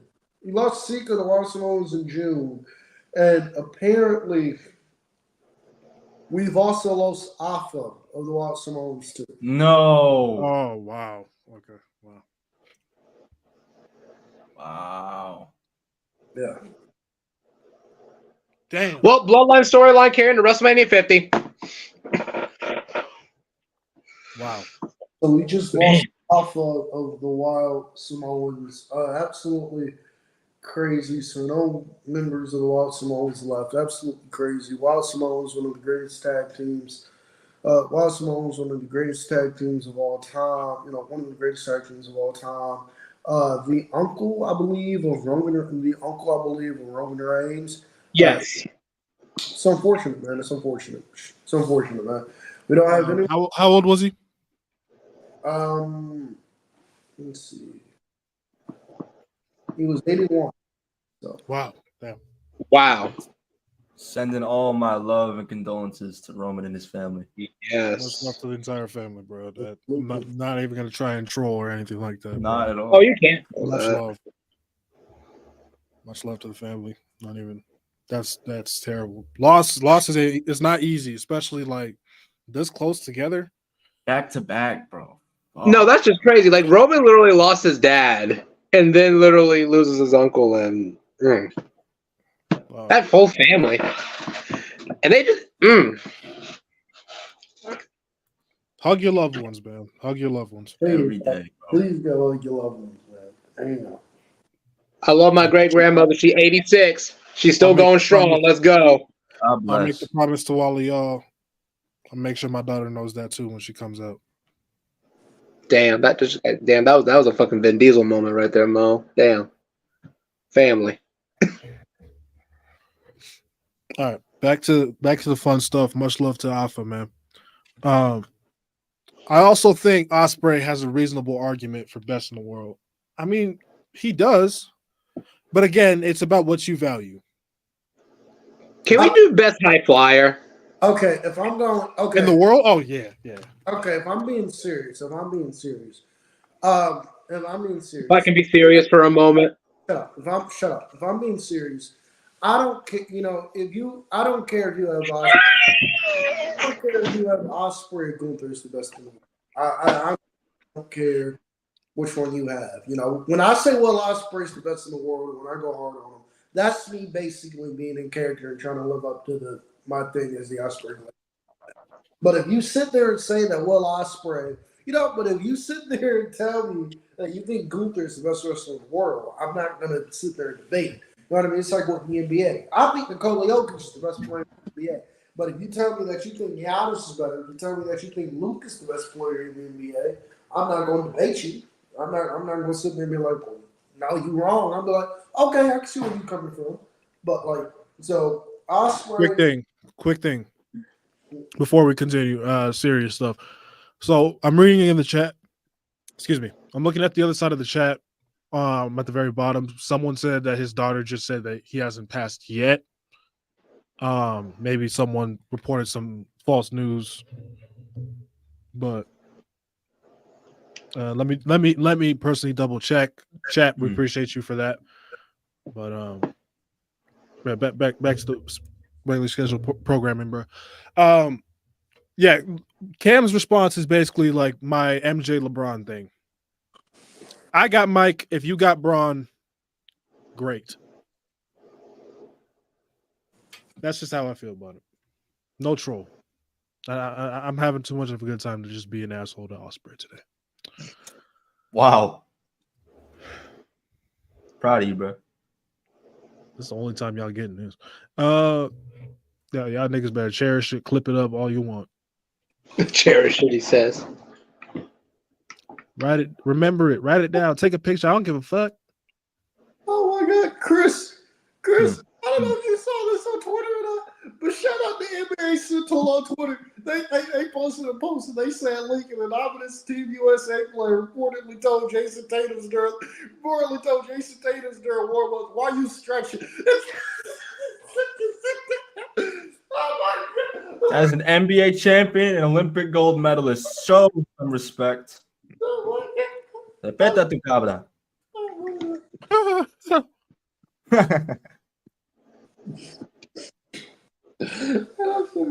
Let's get back to regular scheduled program. This 2024 R-Truth run is not funny. Not as funny as many say, but rather annoying.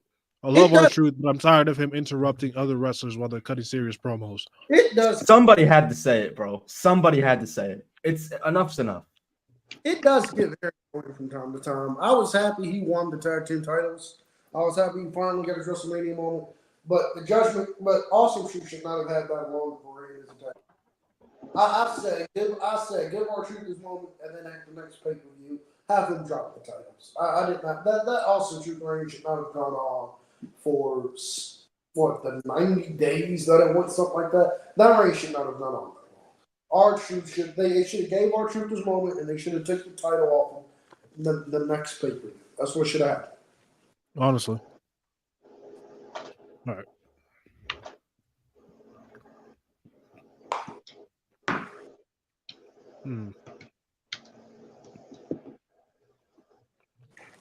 Any more hot takes, y'all? There's some, but they're like Luke, not even hot takes. People need to stop overreacting to WWE Speed. It's just dark matches on Twitter that's non-canon. Your favorite mid-card ending up on Speed is not a death sentence. I agree. Giovanni Vinci was on Speed, and look where he's at. He became rich as fuck. When I think about it, when it comes to Speed, if I was a kid, I would love that. I would love that. Like, WWE doesn't just cater to us, the smarks, guys. Like, it's okay. Like, come on now. So what are you doing? You're mad that WWE is trying to advertise themselves on social media so they can globally expand their revenue? Fuck them, right? Come on, bro. Like, fuck them for trying to be successful. I will give them credit though. At least they're not like having these people who represent the WWE Speed Championship walk around with this shit on actual television.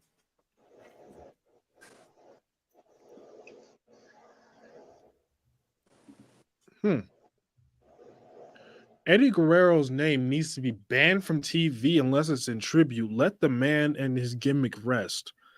What? How often are they slandering Eddie though? They like since 06. When was the last time we heard Eddie slander on TV? All I can hear is when Dominic said that he was the next Eddie Guerrero. That's it. I don't see that as. I mean, it's not. It's a part of history, bro. You can't just let it rest. I feel like Eddie is an important aspect of, for example, of the Dominic story. Like that's how we first were introduced to Dominic. For all we know, that could still be his child. It is. All right. Enough. I was trying to be serious for once. Did y'all hear Dominic was Too high for this.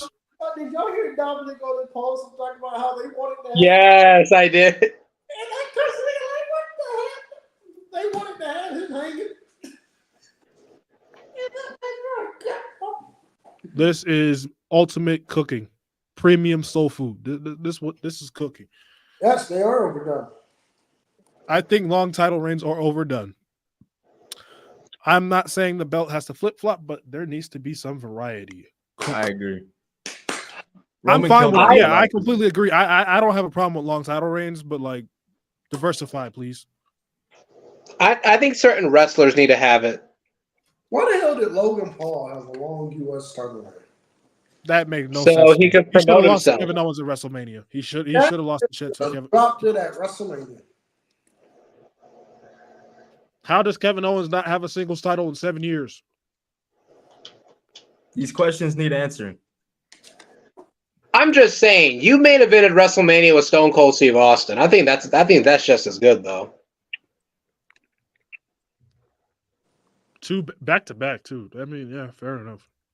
Yeah, back-to-back main events. On top of that too, like I think he's the first guy in NXT that won the NXT Championship by knockout. Fair enough. Speaking on shoe-ass, can we all agree that Seth Rollins is the greatest NXT call-up of all time? I don't count. Roman Reigns. He made one. No. He counts. Roman made one of Dean Ambrose doesn't count because he was never on NXT. Roman Reigns 1000% counts. It was a backstage segment. He had some match. Nah. Roman Reigns is not. No, that's not Mickey. I'm not having that. I'm not having that. All right. Anyway, Triple H has already fumbled the Dominic and Liv act. Before Liv was trying to get with Dom, she was trying to be a badass. How though? Are we slandering? How My is she man, being a badass? Wait, hold on. How is she being a badass? I mean, what do you expect, bro? I mean, if Liv ever like truly steps to Rhea, she's gonna get unalived, bro. Like, yeah, like how was that? Wait, no, hold on. I think How was her act being? She was like Lewis has said. I'm not gonna say exactly what he said, but she was being a harlot. Like she wasn't. But how's that a badass? What?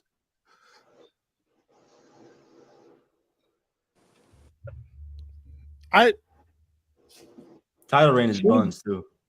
Like her character work was good, but it's like badass. I don't know about that. I think she's just fine. I think they're just fine. They just started. Literally. They just like started. Yeah, Dom was confusing in the beginning. Let him cook. I agree. Let him cook. All right, I'm not gonna put this troll one up. I was gonna, but I'm not gonna do it. Rory did with Raul Williams yesterday.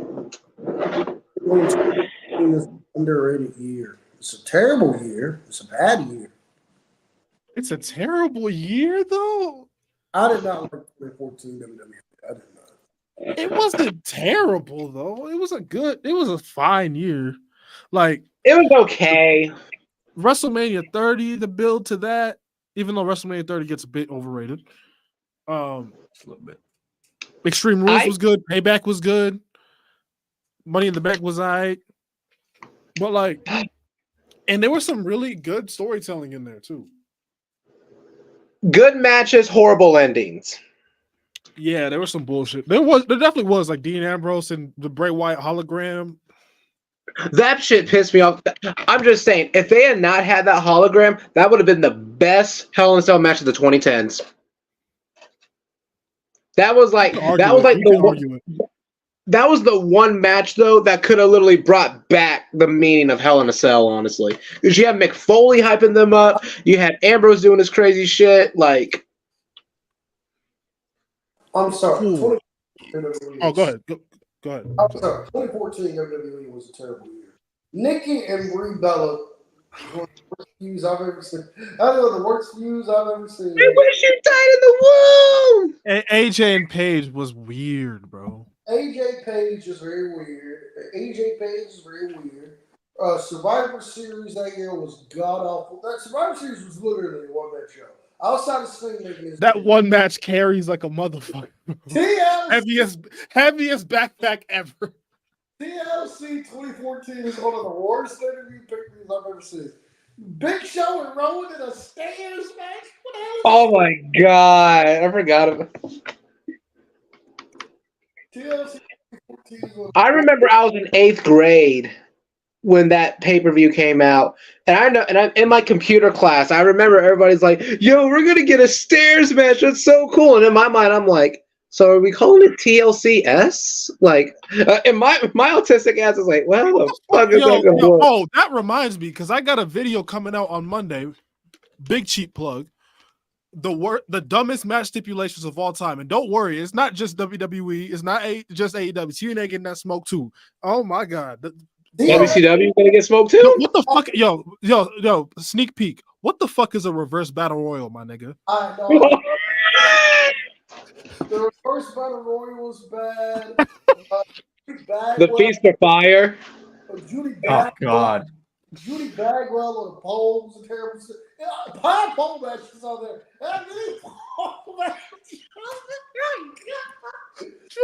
Yo, kendo stick on a pole, bro. Any pole match. Yo, that neutered Bailey, bro. Oh my god. Not neutered. That was so stupid. Judy Bagwell, forklift is bad.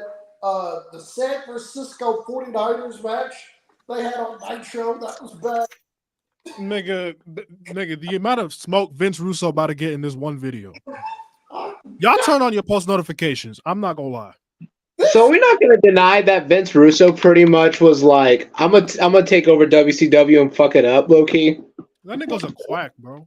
Vince Russo as a booker made absolutely no sense. Usually, you start off with the singles match, and you build to a gimmick match, and then you build to the blow-off match, another gimmick match. Vince Russo would start with the gimmick match, and then the blow-off would be a random singles match. What That's some dumb nigga shit, man. the? Let him be happy, man. That's what the fans wanted. WrestleMania 23 is the most underrated show of all time. I think it's the most underrated WrestleMania. Yes. 22 I think and it's better 23 than are the most 24. underrated. I think You lost me. You lost me. 23. What did you say? 23 over 24? You lost Yeah. me. I can't say Edge Taker? I can't say it's the most underrated show of I all think see Sean Rick?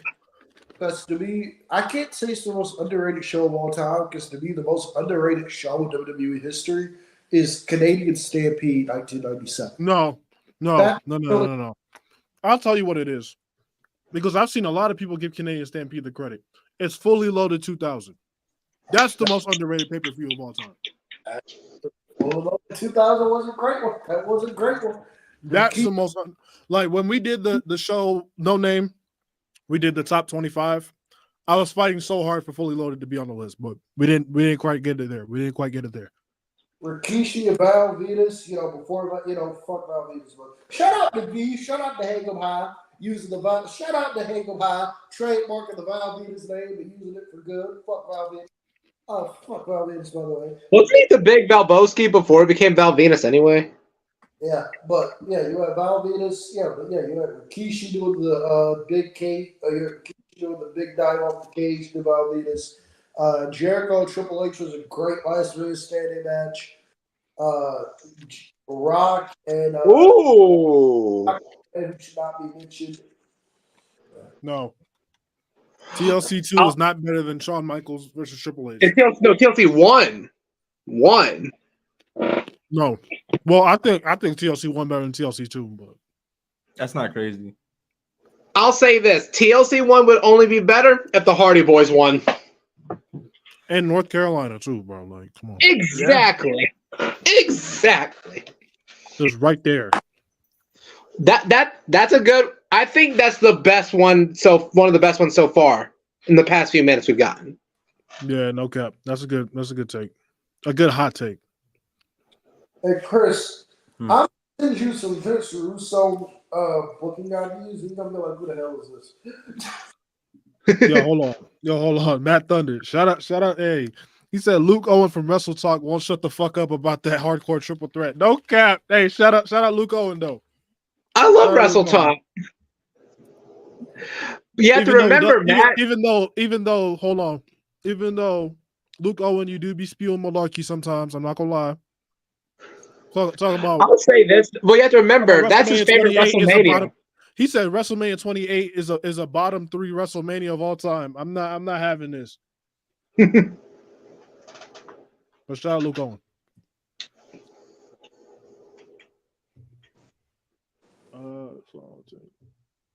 What the fuck? That's I not saw a hot take. that said That's not even a hot take. That's just someone just saying shit. Triple H. Next. Brett, he didn't beat Brett. You nigga, never mind. I'm having too much of a good time, man. Hot take. Oh, speaking of that, we'll start with Cam since he's about to say it. Let's all, because I was going to start this hot take section with this. We can all drop one hot take. Hot take. We need another Dungeon of Doom. No, I'm kidding. All right, get this nigga the fuck up out of here.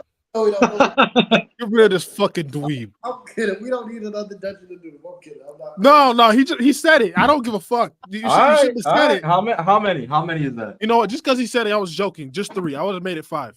I'm not serious. We do not need another Dungeon of Doom. I'm serious. The Dungeon of Doom is one of the worst factions in the history of professional wrestling. We do not need another one. All right, so my hot take, since he wants to spew malarkey, My hot take. Jesus Christ. It's a thumbnail. I genuinely believe, moment for moment, not aftermath or feud or whatever. Moment for moment. I think the Dean Ambrose heel turn is better than the Seth Rollins heel turn. Yes. Yes. Because of how they tugged at our damn heartstrings. Who Literally thinks that Seth's turn is better? most people. I've caught some crazy looks for this, but Who? I agree. Because if we're talking aftermath for aftermath, Seth Ethers. Okay. Oh, of course. Seth Ethers. In the moment, though, no, absolutely, Ambrose. Like he disrespectfully clears. yeah, disrespectfully clears. Come on, man. Like the way like they set that up, even though Roman's cancer wasn't set up, obviously, but And fuck Dave Meltzer for saying that, by the way. Sorry. That was a night you believe for sure, like the Shield is going to be okay and needs to be okay because Roman isn't.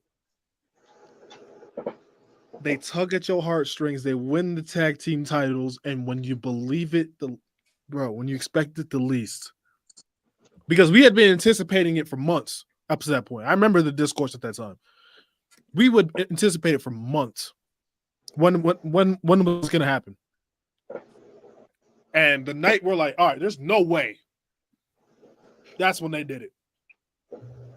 I know for some people it was like tasteless, but at the same time, they did their job. They did their job. It did what a heel turn is supposed to do. It really did. Like I don't know. I think Ambrose turn is better. That's just me. But I agree. If we're including aftermath, I mean, let's be honest. Lewis would love this one. I've seen many people put Rock on the Mount Rushmore. In my opinion, Rock doesn't deserve to be anywhere near Mount Rushmore conversations. I'd rather take Triple H over Rock any day. Disagree. Triple H is 7th. My V is 6th for me. My V is in my Mount Rushmore. You said what was your reasoning? Because he's more entertaining than Hogan? Yeah. I have Triple H is in my top 10. I think he's either at 7 or 6 for me. Yeah, I got him 7. As long as he's in the top 10 for y'all. He has to be. I feel like he has to. Yeah, if he wasn't in somebody's top 10, I'm gonna question. I'm gonna heavily question your list. You really can't take away his 2002 return, in my opinion. Like you can't take away his year of 2000. No. I think he was better than Rock. That's just me. Honestly, the fact that they all stepped up when Austin wasn't there, the spec that Austin wasn't there and they all stepped up, that's and no Taker and no Austin. Taker for most of it, yeah. No Shawn Michaels. Yep, he was gone. Yeah, freaking 2000 is the best year in WWE history. Y'all can't change my mind on that. Money-wise, true to that too. Money-wise, product-wise, how every division was so important. The Hardcore Championship was prestigious too. Bro, all the big stars of the Ruthless Aggression era were the mid-card stars of the year 2000. Yeah. So that just goes to show you how elite 2000 really was. If for people that want to doubt it. And I was born in 2002 and I still know this shit. Anyway. 02 game. Shawn Michaels versus Undertaker. WrestleMania 25 is not a top 10 WWE match of all time. See, ladies and gentlemen, let me take a bite of this almond real quick. This right here to me is a symptom of drug use.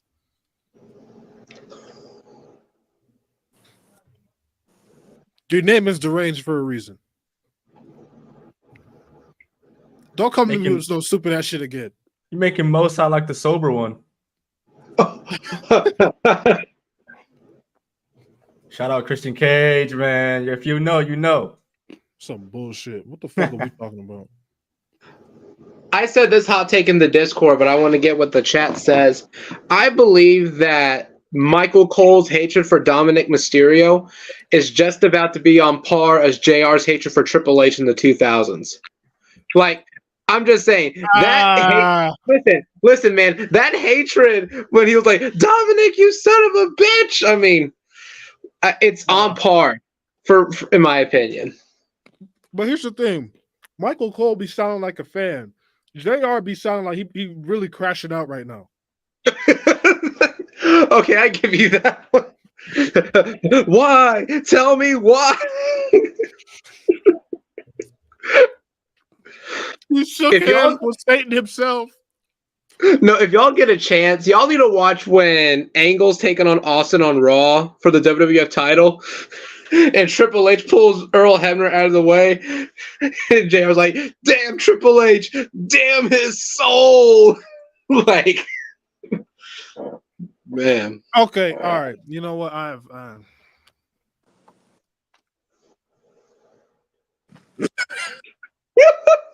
No, he's just gonna drink his sorrows away. Symptom of drug use. Put it on a shirt, bro. Put it on a shirt, bro. 2011 heel Michael Cole made you turn off the cover. Go ahead, move on. Like, you niggas make me sick. Like, what are we doing? You motherfuckers make me sick, man. Like, what type of man? No. Ooh.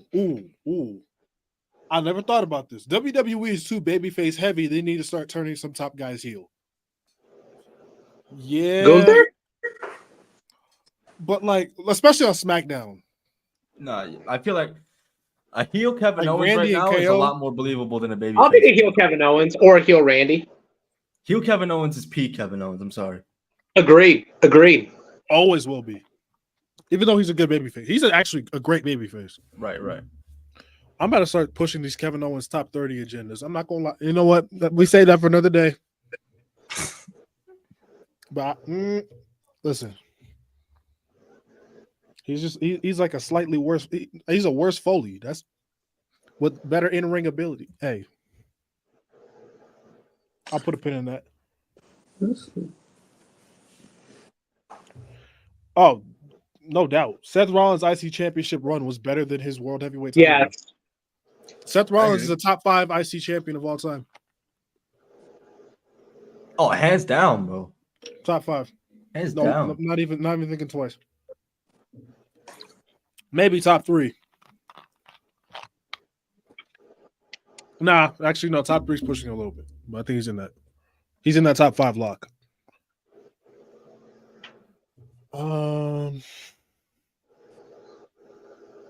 What the fuck? So apparently, hold on, I'm about to bring up this take because niggas want to piss me off, but on some serious shit. Apparently, Dave Meltzer reported that off of stuff. Never mind. Can we stop taking Dave Meltzer serious? John Hancock, I'm not gonna lie. I'm gonna double check that, and if that's true, I got some things to say. We'll put a pin in that for now. Let's just get back to enjoying our lives.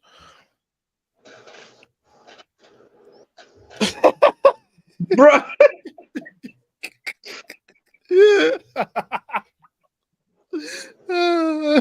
Niggas want to piss me off today, huh? I don't think it's gonna happen, bro. I mean, on a normal day, you'd have just crashed the fuck out. You over here laughing about it. Nigga, like, why? I love how my Kwame hate is on my wrestling channel now. Kwame Brown, God bless him, is a scrub. Chill. Shout out Stephen A. Nah, the clip that will never not be funny, and we'll get back to wrestling right after this, is when Skip Bayless put together the Michael Jordan surrounded with scrub team. Kwame Brown. And you got Stephen A announcing all the names. He's like, Tiago Splitter, Rasho Starovich, Kwame Brown. It's wild.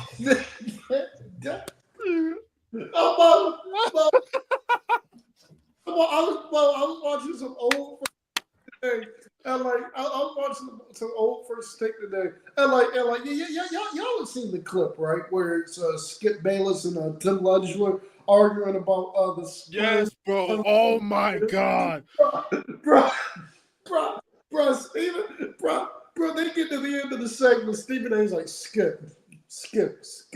The San Antonio Spurs and Tiago Splitter. The way he said Tiago. I saw this funny ass clip, bro. So the question, because Tiago Splitter was going to be out for a playoff game, and they was asking Skip and Stephen A, what impact will this have on the game? And Stephen A just bust out laughing for 5 minutes. He said, "This nigga a scrub." He's like, he can set good screens. There's no doubt. God, Tiago. it's just the way he says shit, bro. Bro, there's no doubt. Oh my God. All right. Back to wrestling. I'm sorry. You Gucci gang. I can do 2 more, and then I got to get my grandmother her medicine. That's straight. All right, Yeah, man. I'm out of here too. So let's try to wrap it up pretty quick. All right. Wrestling fans need to get out of the mindset that just because you're a babyface, you can't do bad things, or vice versa. Just because Swerve is a babyface doesn't mean he's a dick. Look True. at The Rock. Swerve is a dick. Swerve is a dick. Swerve is a heel. Swerve is a babyface, yes. But what does he do to be a babyface? He just gave Brian a house call last night. And then did the yes chant in his face. And he just told Brian Danielson that he's going to cripple him in front of his daughter at Wimbledon. Hey, come on, man. Oh, man. All right, one more. Last one. This better be a good one. Damn, I low-key want to keep going. Yeah, I'm having too good of a time. I'm gonna stay after. I'm gonna just keep going with these shits. Okay. Hot take. If you look at the, I'm sorry to cut you off. If you look at the Discord, they said it has been false. He has not passed. Did they confirm it was Dave Meltzer? Meltzer I didn't see the Dave Meltzer one. Meltzer was the one who tweeted it, and he tweeted out an apology. So, yeah. Dave. Okay, that's it. Dave, you just lost all credibility, my guy. That's it. Dave, yeah, Dave, you know what Dave is? Dave is Old Yeller. Put him out the pasture. Can we deplatform him at this point? Please. If you're still going to pay your $12.99, He's Ric Flair 2008. Yes, it is. Damn, no. So that's fucked up. Minus the I'm sorry, I love you. Yeah, like nigga, piss off. That's what I would say to you before I super kick your bitch ass. And fuck your baby boo boo bear Will Ospreay. Yeah, especially that. Fuck that bitch ass nigga. You know. I'd have Kenny give him a V trigger. No, not. You know what's going to trigger him? That's his ex. That's his ex. Let's see more hot takes. Y'all not saying shit. Oh, okay. Is it a hot take that I rank Ray over Eddie in terms of greatest Latino wrestlers ever? I don't know. Maybe I'm just yapping. Okay, I have to say this. I'm really sorry. I don't mean to be PC right here, but they are Hispanic wrestlers, not Latino. Latino wrestlers come from Latin America, of stuff like in Brazil, Argentina, Chile, and Honduras. They are Hispanic because they have stuff of Mexican or Puerto Rican descent. So I'm not trying to be that guy, but in terms of culture and stuff, you got to be careful to say that. But Hispanic-wise, honestly, I would not disagree. I'm not saying I agree, but I can see your point. However, I would definitely like to say that. Go ahead, Mo.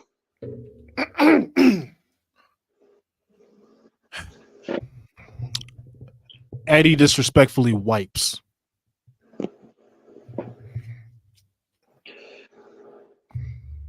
I mean, better character work, better mic work, better in-ring performer. Ray's WWE Championship reign didn't even last a day, so yeah, you're right. Eddie disrespectfully wipes. Shout out to Ray though. Every time. He clears him in two of the main categories. That is better in one of the other main ones. Ray was never really a great promo. He's a way better character worker. He's a way better promo worker, and he's better in the and Eddie's better in the ring. You know what? I can say this though. Mo got my influence, and I can say this though. Eddie Guerrero can get over no matter what, whether he is a heel, a babyface, or Black Tiger in New Japan Pro Wrestling. Rey Mysterio is still the same guy, unfortunately. Yep. All right. Next one's going to be my last one. I need this to be a good one. All right. There was one I was going to click, but we need a good one. Okay. Someone said I'm tired of people overrating Stephanie versus Brie at SummerSlam. Miguel? Who praises that? Miguel. We watched this match live like a month ago. What? Chad said they're here for Russo slander. Just wait till Monday. All right, bro. Like some of y'all, all right. You know what? Bash at the beach.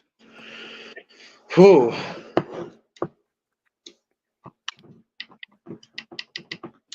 This.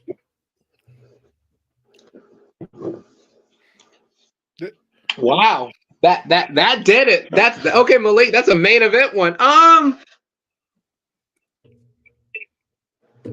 If you were to look at the unhappiness, it just wasn't it, Chief. It really wasn't. If I'm honest with you, I believe WWF freaking started doing better when Tony Schiavone made the comment when Mankind won the WWF title. I think they were just going downhill from there.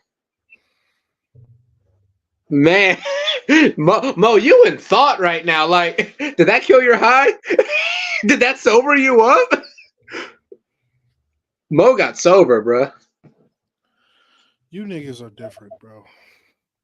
Y'all get on Obama's internet, on Beyonce's internet, and just pick and choose to spew malarkey. I'm gonna sign off for this, but I'll just say this: like the video. Oh my god! Wow. SmackDown watch along, Chris. Of course, every day. Sign me up, Lord. Man, oh. Chad, make sure y'all pop out for the nightly watch alongs, weekly. Yeah, please do. I mean, like, this to me is a sign of not enough home training. Not enough discipline. Because you know what? I'm gonna leave on this note. Jeff Jarrett's reign with the NWA Championship is worse than Triple H's reign with the World Heavyweight Championship. Malarkey. Get him off the screen. Get him off Ciao. I'll see you tomorrow, bro. All right. This is idiocy. That's what this is. Fatherless behavior.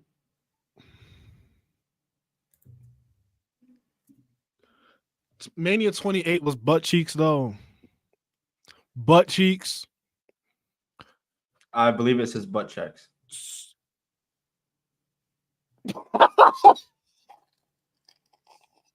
Chill. So we have Hell in a Cell, end of an era. Top 3 Hell in a Cell match of all time. Rock Cena, one of the most monumental main events in WrestleMania history. Jericho and Punk being a good match. A pretty underrated match, if we're being honest. Like, butt cheeks is crazy. You know what butt cheeks is? Mania 4. Mania 34. 34, 32. 32. That's ass cheeks. That's ass cheeks. 33 wasn't even that bad.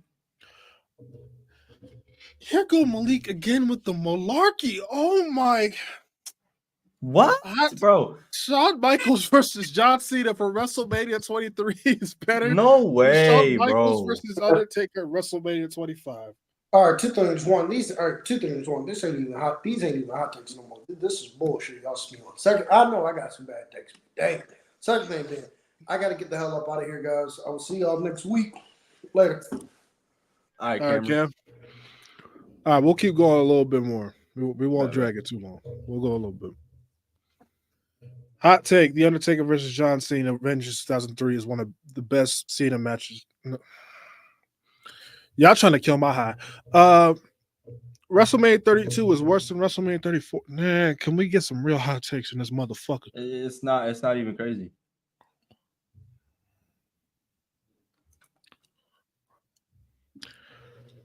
Hot take: I'd rather take a bad show than a boring show. Get the fuck on out of here. What? He just said, so he said his example, WrestleMania 9 is better than 2, 4, 5, 11, 12.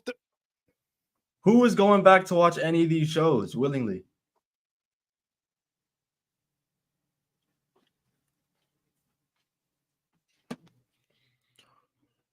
Bro, the chocolate flip is elite every time. Y'all niggas want to make me mad today. I'm sick of y'all niggas. WrestleMania 9 is the worst WrestleMania of all fucking time.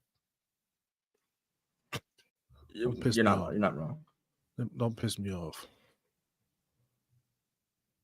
Stupid motherfucker. All right. Besides NXT, 205 Live was the best WWE show in 2018. Yeah. It I wasn't watching that 205 bad. Live. People are was gassing here me, and there. bro. Nah, yeah. I mean, they had some bangers. I don't know if I could say all that though. 205 Live had a dead spot. Face Street Champ Solo versus Gaslighting Heel Roman would be a better story, with Solo eventually getting back up and reunited with his big brothers. I could see that, Cook. That's not a bad. Okay, that could have been cool. That could have been how you bring up Solo, and then that's how you get the Civil War. Maybe.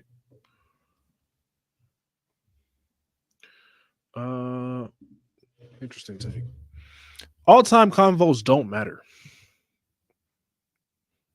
Yeah, because when you think about it, it's all everything is so like era like specific. Like shit that was cool back then wouldn't be cool today. Just like vice versa. The shit you see today probably wouldn't be cool, back in the day.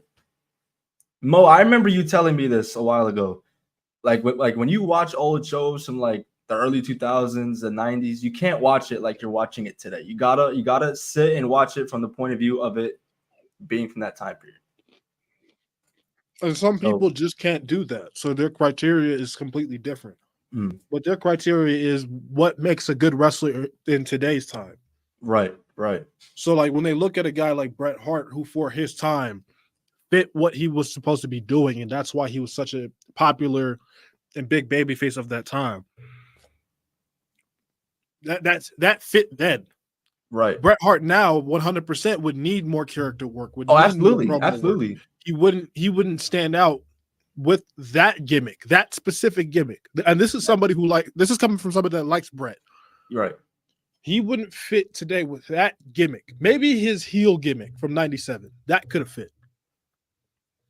But him being that babyface now, no. So some people value that. And for me, I like to do relative to era, but I also like to era tax a little bit. Because if I think one era, like you succeeded in a harder era to succeed, like I'm gonna value different. So it's like it's really about what you value, and a lot of times we get locked into conversations while we all have different criteria. So that's a very good point. And that goes for everything, not just wrestling. So let's see, Michael Cole. Let's see. I agree with this. Pat McAfee's overrated. I don't think he's bad at all, but every week of it loses the when Pat would come back from time to time, it loses that like care to hear him on commentary. You don't like the little like packages he does, doing the That's whole cool. the whole That's cool. pen, like the recaps and stuff like that. Yeah, That that's man is cool. gold, bro. Like his little one-liners he be doing during matches. Yeah, like I enjoy him in small doses, but sometimes though, like 3 hours is a lot for me. I ain't gonna lie. And I mean, God willing, he can get physical. Goldberg is the worst wrestler in wrestling history. If we talking about top stars league, I don't agree with that. Yet fucking Sid. You have Omos. All right, enough of that. No, it's not enough of that. There's way more than enough of that. Ooh. The broken Matt Hardy character was kind of overrated. It was still good, but the only reason why it got the hype it had is because TNA was bad at the time.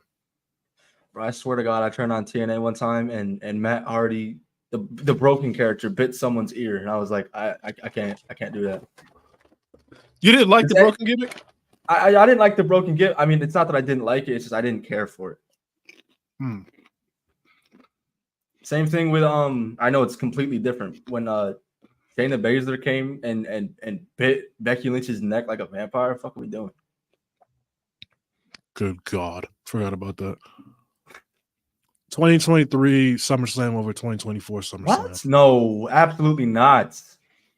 You want to talk about boring shows? 2023 was 2023 is a bottom 10 SummerSlam. For sure. Listen to all facts. 2024 probably didn't deliver the best in-ring product. It wasn't bad by any means, but it was definitely more story driven. No. It did what it needed to do. Hot takes just saying shit you don't even believe. Just because you think it's a hot take is not a hot take. That's what I've been trying to tell y'all. I feel like some of y'all just throw things in here you don't even believe them.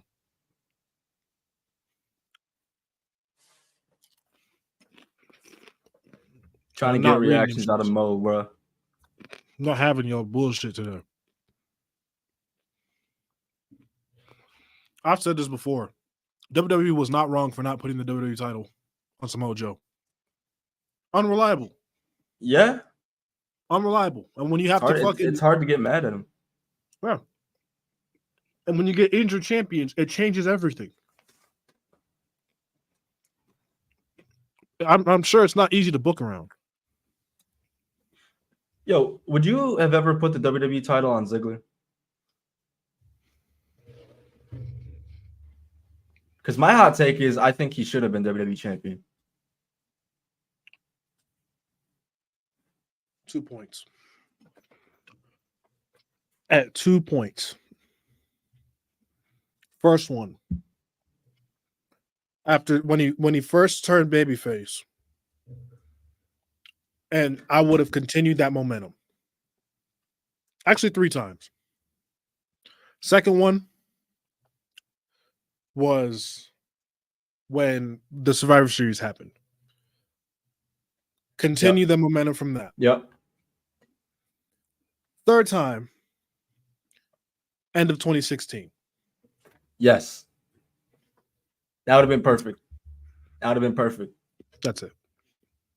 Other times, too much flip-flopping for me to take it serious. I hear you. Nah. Let's see. Someone said hot take Random podcast need to be at least 4 hours. 2 hours is too short. Yo, chill. Hey, bro. We've reached a point now, bro, where we got the the watch alongs to compensate for that. So it's all good, bro. 4 hours is crazy. Y'all niggas got me fucked up. Bro, we went damn near 4 hours for the Ring of Honor show like 3 weeks ago. Y'all better throw some damn super chats my way if you want me to stay here for 4 goddamn hours. Hey, yo, begging for money is crazy. Don't send it. I'm just playing. I don't need that shit. Let's see here. WrestleMania 23. Yep, we said this before. WrestleMania 23 is underrated. Yep. I think it's the second or the most underrated WrestleMania of all time. Sure, man. You took the words right out of my mouth, bro. Hold on. I swear on everything. I was literally about to say this. What? What short man just said, but we can get to that in a minute. Okay. Hiroshi Tanahashi is the greatest babyface of all time. I think if you want to talk about like New Japan, I think, yeah, you can argue he's a GOAT over there. He was literally the ace of New Japan at his peak. So you can make the case for this for sure. I haven't watched enough of his work to speak on it. I've seen a good amount. Great stuff before he got washed which is recently. But I gotta take my ass on Daily Motion. Shit. Wait, Jerry. I've said this so long. Jerry Lawler is the most overrated commentator of all time. You know what? Nostalgia got in the way for me for a while, but I agree. Because I really do agree. First of all, Jim Ross and Paul Heyman were better. We're a better duo than JR and Lawler. I think JR and Lawler were just so attached to the hip in terms of nostalgia.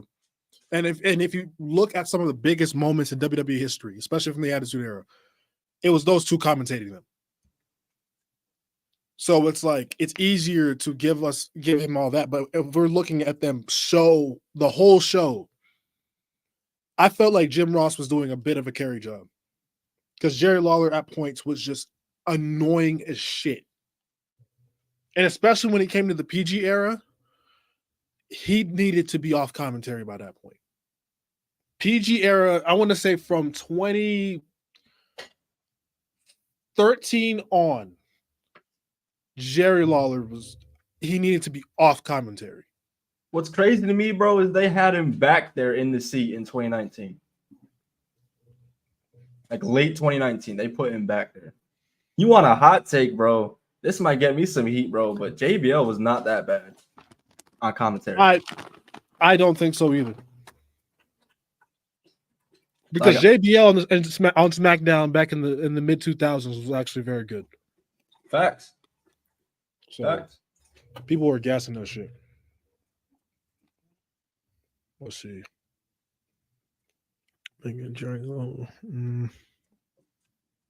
Oh, actually, let's talk about this. Omega and Jericho is a good match, but it gets way overhyped because of Jericho going to Japan. I don't really see people gassing it like that anymore, though. I don't either. There's been a minute. I've low-key have forgotten that match happened.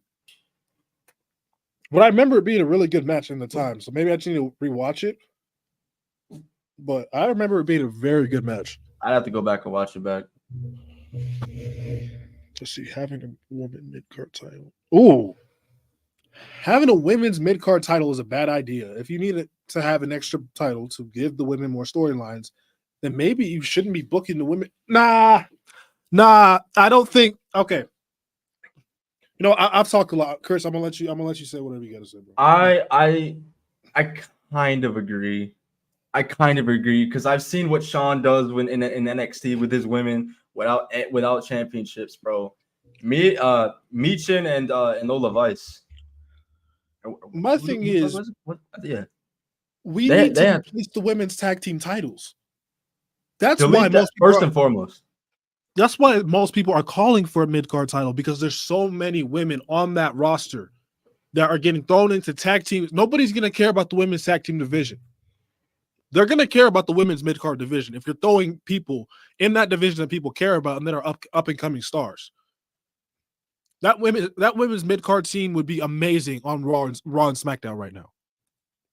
Because there are so many women that are not on television or not in prominent spots that could be fighting for those titles right now. So, yeah. Give someone like Kairi Sane a chance, bro. Not being attached to a tag team. Dakota Kai, for fuck's sake, when she gets my love. Okay. Here you go. Here you go. What do you mean? Here you go. Yeah, here you go. There is no such thing as one person elevating somebody. There also needs to be the booking. Oh, sure. I disagree. Well, no, I agree and disagree. But my thing is, it depends on how you got here. If it's somebody who's already well established, is putting themselves in that position to make sure that you are getting over. Like when Becky won the world title at SummerSlam, despite people hating that moment, and her giving it to telling Bianca, like, yo, the plan is to give it back to you and make you a bigger star, basically. Mm. And it pays off. Like, that's a Becky over elevating Bianca. But again, they need to follow through with the booking. So that's why I agree and disagree, because I think it can be one person in one aspect, but I see what you're saying as well. I'm wondering, is this the comment you were talking about? It was. Cesaro should have never been a world champion. I agree. I don't really know why people were so eager to see it. He's not like he was bad in the ring or anything. It's just. Yep. You know what Cesaro was at that time? Cesaro is what everyone is calling Bret Hart now. He didn't have any. People claim Bret had no character work, which I disagree with. People saying Bret had no promo work, which he wasn't a good promo, but he wasn't insufferable. Cough, cough, Mercedes. Thank you. And all he is in ring. That's what Cesaro was. But the thing is, if y'all remember, the mid-2000s was when we really had the smarky crowds. Right. Like, that internet energy translated to the shows at that time. Like, now, not so much. But back then, the internet energy was onto those shows. But a lot of those people that were watching are now AEW fans. So that internet energy from AEW translates to television, for better or for worse. But yeah, Cesaro to me was just like, he was like the workhorse, like the in-ring great. I think he should have been IC champion. That's what he should have been. He should have been what Gunther should have, like a lesser version of what Gunther was. Right. Just putting on bangers for the IC title and elevating that title. That's what Cesaro should have been. I think he should have been used as a star, but I don't see him as a world champion. After his WrestleMania moment at 30, it's hard to not like push for a major championship, but yeah.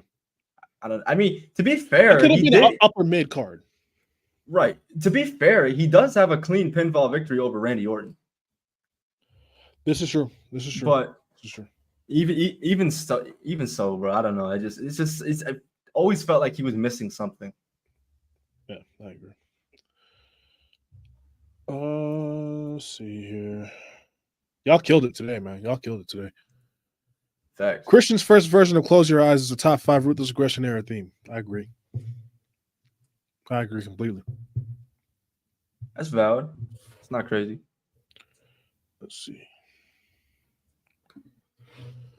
John Cena is not Kurt Angle or HBK in the ring. No, he is not. But he can put on the greatest wrestling match if he wants to.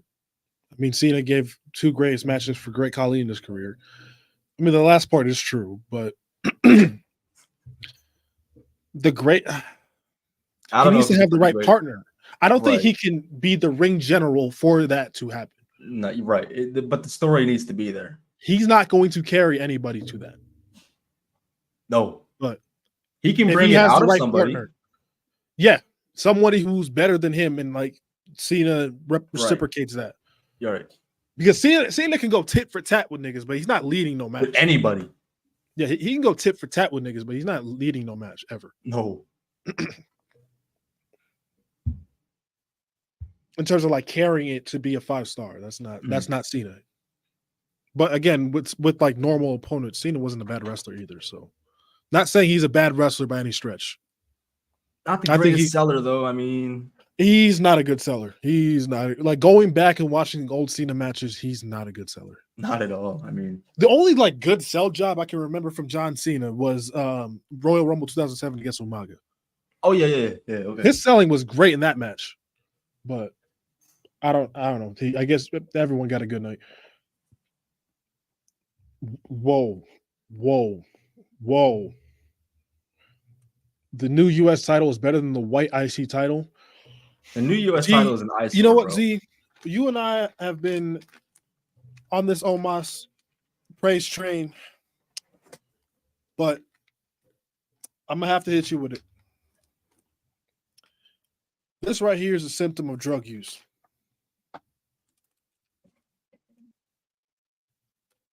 No sober human being would ever say this. So do with that what you will. Y'all better enjoy high meat because I ain't doing this shit again. The New Day is better than the Shield. Oh, go ahead, bro. No, you read it. The New Day is better than the Shield as a faction and tag team. I agree. I mean, it's also not really fair because the Shield had 2 to 3 good years, and the New Day is going on 10. I disagree with this. You disagree? I disagree with this. Tag team. I will say the Shield is more controversial. The Shield is more controversial. To me, the Shield is a top 3 faction. I wouldn't put New Day there. Really? Evolution, DX, Shield, in whatever order. They're like the Austin, Cena, and Taker. You can mix them. It's like Braun, MJ, Kareem. That's what they are to me. That's what they are to me. Are you including what they did in the late 2010s?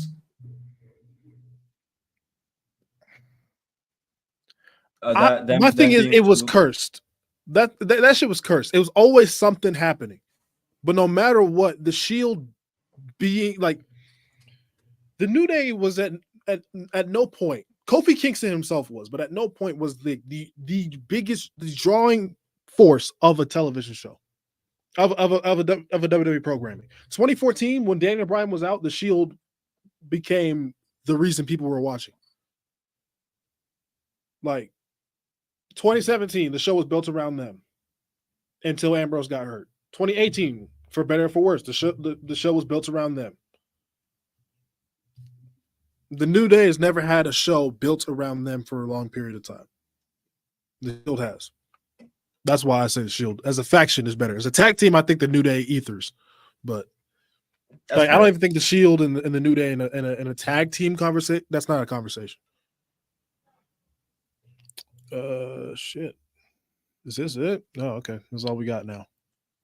Hold on. Before we get to that, majority of the time, what makes someone bad is their delivery, and another hot take is that the way your voice sounds matters a lot. This is also true. Because personally, I can't stand Liv Morgan on the mic, and it's because of her voice. I mean, shit. Did anybody hear Hook's promo from last night?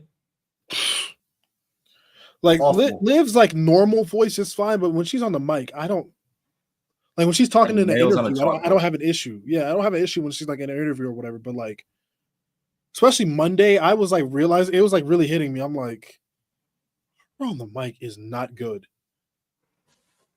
Like, you got to be a crazy man to fold.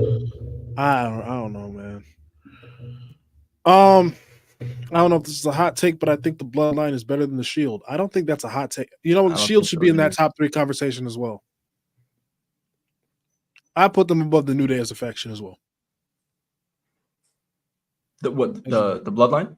Bloodline, yeah. Absolutely. I'll take them over the New Day. Okay. This one, let's talk about it. Prince Devitt, aka Finn Balor, is a top 8 most influential wrestler of all time. Influential? No. I can't go there. Austin. I'm not in order, by the way. Austin, Cena, and this is just like Flair. I'm not even gonna do just WWE. Flair.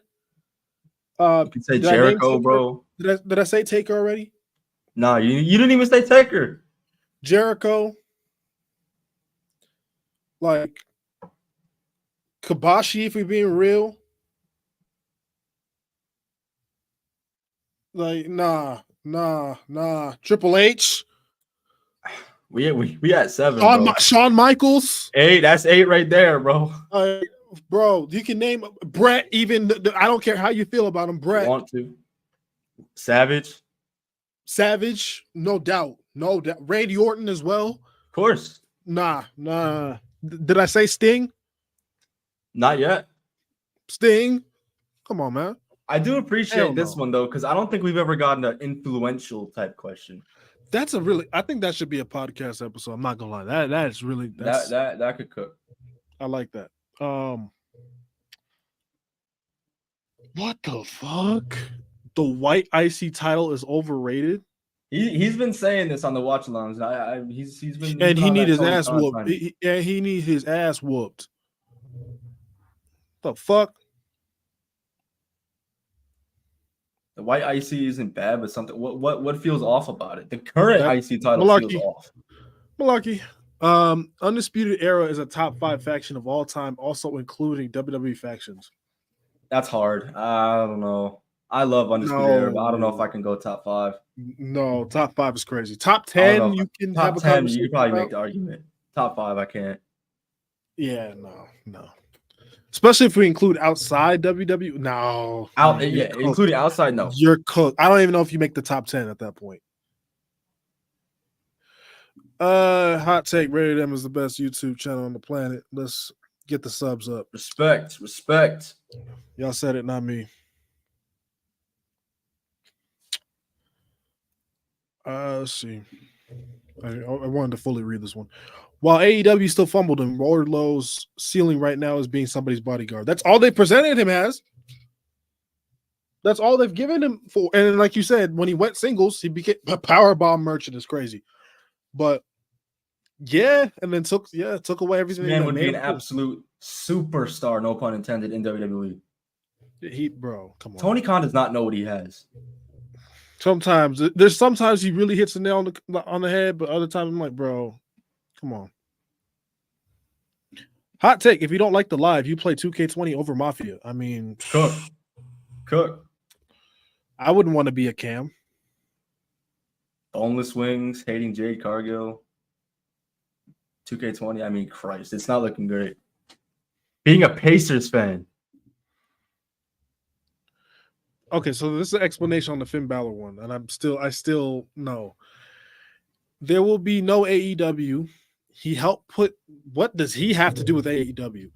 He helped put the NXT on the map. Okay, Kenny Omega wouldn't be at the heights he was at, or even AJ Styles could be at the heights he was at. What are you talking about? Part of the Bullet Club. Okay, you cooked with you, bro. You went 2 for 4. NXT on the map, and then Kenny Omega. Okay. But AJ Styles? AJ was that guy long before. Please, don't ever. No. Don't ever. I'm sorry. I already named, I think I named 10. No, I can't. No. And if I wasn't zooted, I could probably name more. I believe it. Javon Evans. Javon Evans sounds like he got a mouthful. The mouthful of rocks when he talks is crazy. You be mumbling it like low key a little bit. Oh hell no! Y'all niggas is funny, bro. That's not even a hot take. That's just fact. Y'all niggas is funny, bro. Okay. Oh wait, whoa! Hold on. They should call up Sean to book SmackDown while Triple H books Raw. Yo, I ain't gonna lie. If we got the quality of NXT for SmackDown, and Triple H keeps doing what he's doing on Raw, we'd be going bar for bar Mondays and Fridays. This would be the best WWE product has ever been. Easily. Only thing is, because Raw is good every week, bro. I ain't gonna lie. I can't believe I'm saying that. 2018. Oh man. Only way I can see this happening is if they give Regal the keys to NXT. Hey, I like that. Hot take. WWE 2K16 has the best WWE soundtrack. No. I enjoy 2K15's kind of better. 15's was better. Hell, if we want to go with the heavy hitters.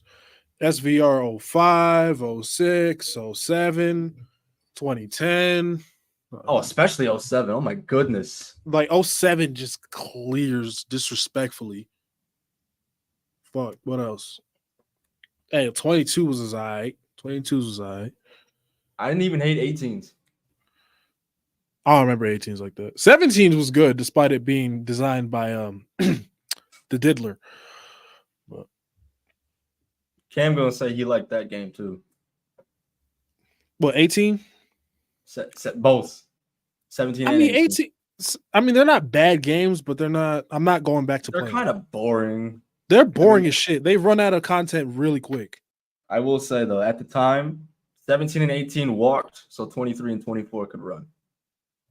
Nah, 17 and 18 walked, so 19 can fucking skyrocket and can carry. Bro, people on the PCs, they were getting some crazy ass mods, man. Shit is crazy.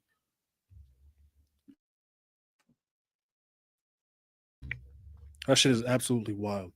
Like they really kept the game going for like 4 years. I've said this before and I'll say it again. Spinner belt was overrated and is not as bad looking belt as many people say. There were certain people it didn't look right on. For starters, Triple H. That's the problem. I mean, on Triple, I can't lie. On Triple H, it looked like a toy, bro. Come on. Like, bro, some people have, and I'm starting to sense the nostalgia because in its time,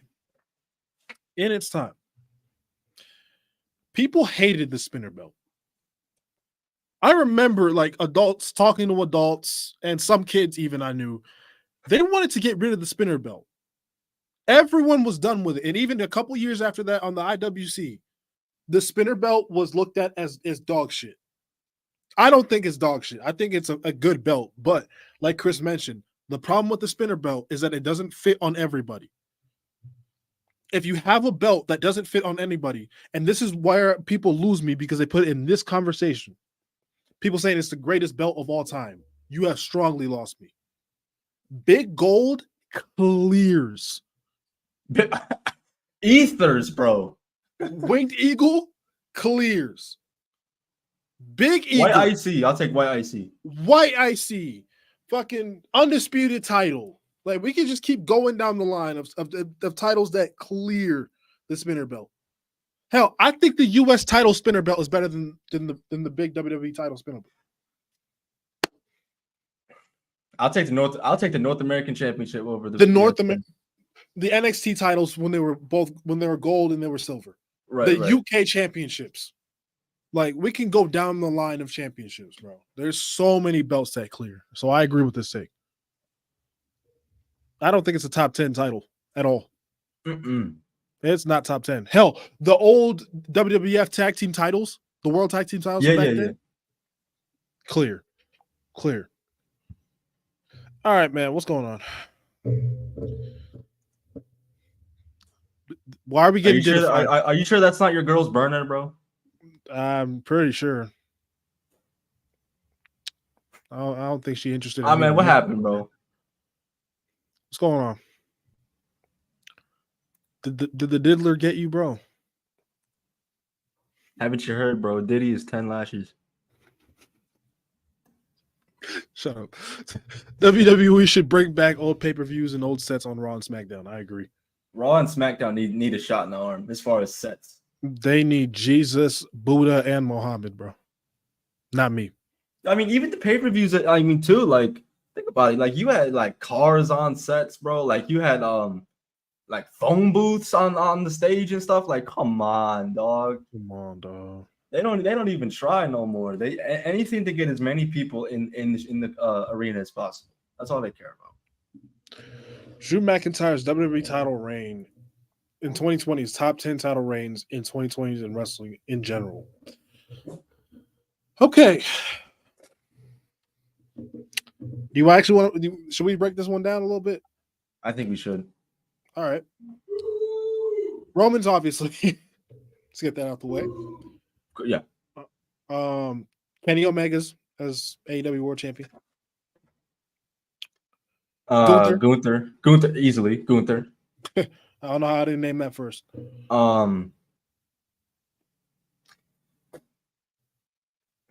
This may or may not be crazy. I'll take Ilya's NXT Championship run. I agree. Braun Breakers. Yep. We got TNT champions. Like, would you take Cody? I don't know.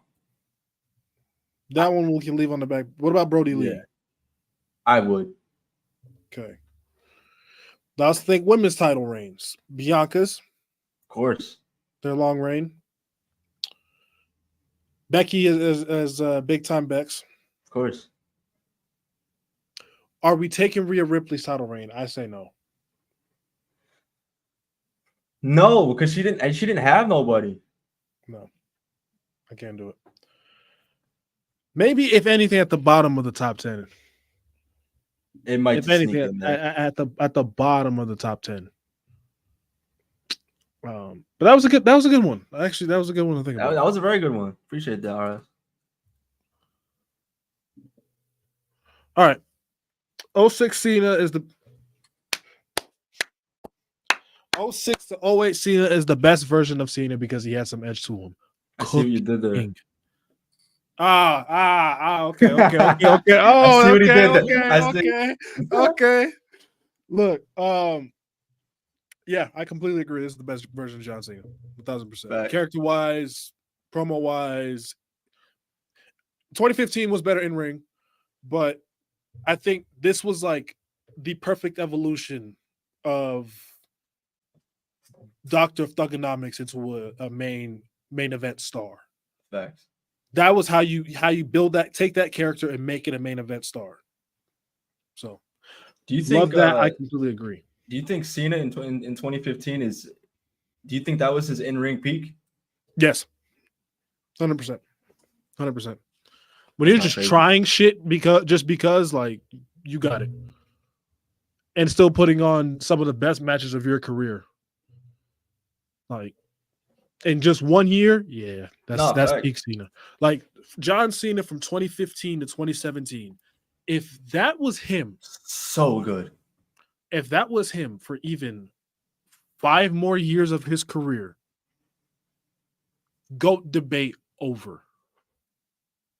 I don't want to hear shit. After if he was doing that from say 2010 to 2017, I don't want to hear it. I don't want to hear nothing else. Those 3 years, if that was him in ring, shout out to Sean would still be the best in ring performer. But the amount of greatness that would have came out of Cena, it wouldn't even be a conversation anymore. No. All right. Let's probably get a couple more in here and we can just wrap the show up. We are reaching 3 hours. Adam Cole is the third best wrestler in UE behind Roddy and Kyle. That's crazy. That's crazy. You can maybe argue Roddy. I don't know if I can go Kyle. Yeah, I don't think I can go Kyle. Yeah, I can't. But even so, I can't agree. Adam Cole. I think it's Adam Cole. Yeah. When he's on, he's easily top 5. I like how Bobby Fish is just not even a factor in this conversation. I mean, where's the lie? Everyone's like, oh wow, okay. Man, this has been a good hot take show, man. I can't lie. Yeah, bro, we are 3 hours deep and we still got over 40 plus people in here popping. What is up with that, man? Appreciate all the love, bro. Randy Orton should have brought back his Evolution theme, considering he was with Ric Flair from the middle of 2020. He doesn't like that theme. We'll probably never get it back because he just doesn't like Burning My Light. Which I think we'll get it one more time. Maybe. If he wants to give us a treat, maybe. I can see it. But I highly doubt it. There's one theme I expect to come back, not Randy Orton's, but I expect one This Fire Burns entrance. Oh, he's gonna make it happen. I think it's gonna happen at least one time. The pop is gonna be generational too, dude. MB for life. We're not reading that bullshit again. I just saw it. And I just no. Get that shit out of my face. Sami Zayn peak in ring was 2015. He had a 5-star match. Yeah. Maybe 2014 and 2015, yeah. Before his injury. That's not crazy, yeah. Hot take, the hardcore title is better than the white IC. Well, again, Design? No. Like what? Why are we doing drugs? On a Thursday night. You shouldn't do that, kids. Ever. On any night. Any day that ends with a Y. Don't do drugs. I can't say shit. Even without his problems, I never saw Matt Riddle as a main eventer. I didn't either. I never really saw it either. Nope. Matt Riddle's like that. But even if he stayed clean and behaved, I don't know. I just he was too like funny, I guess. Like he wasn't serious enough. When he was serious, he was like that. Don't get me wrong. It took a lot to get that out of him. But it was like 80-20, him being just ridiculously stupid.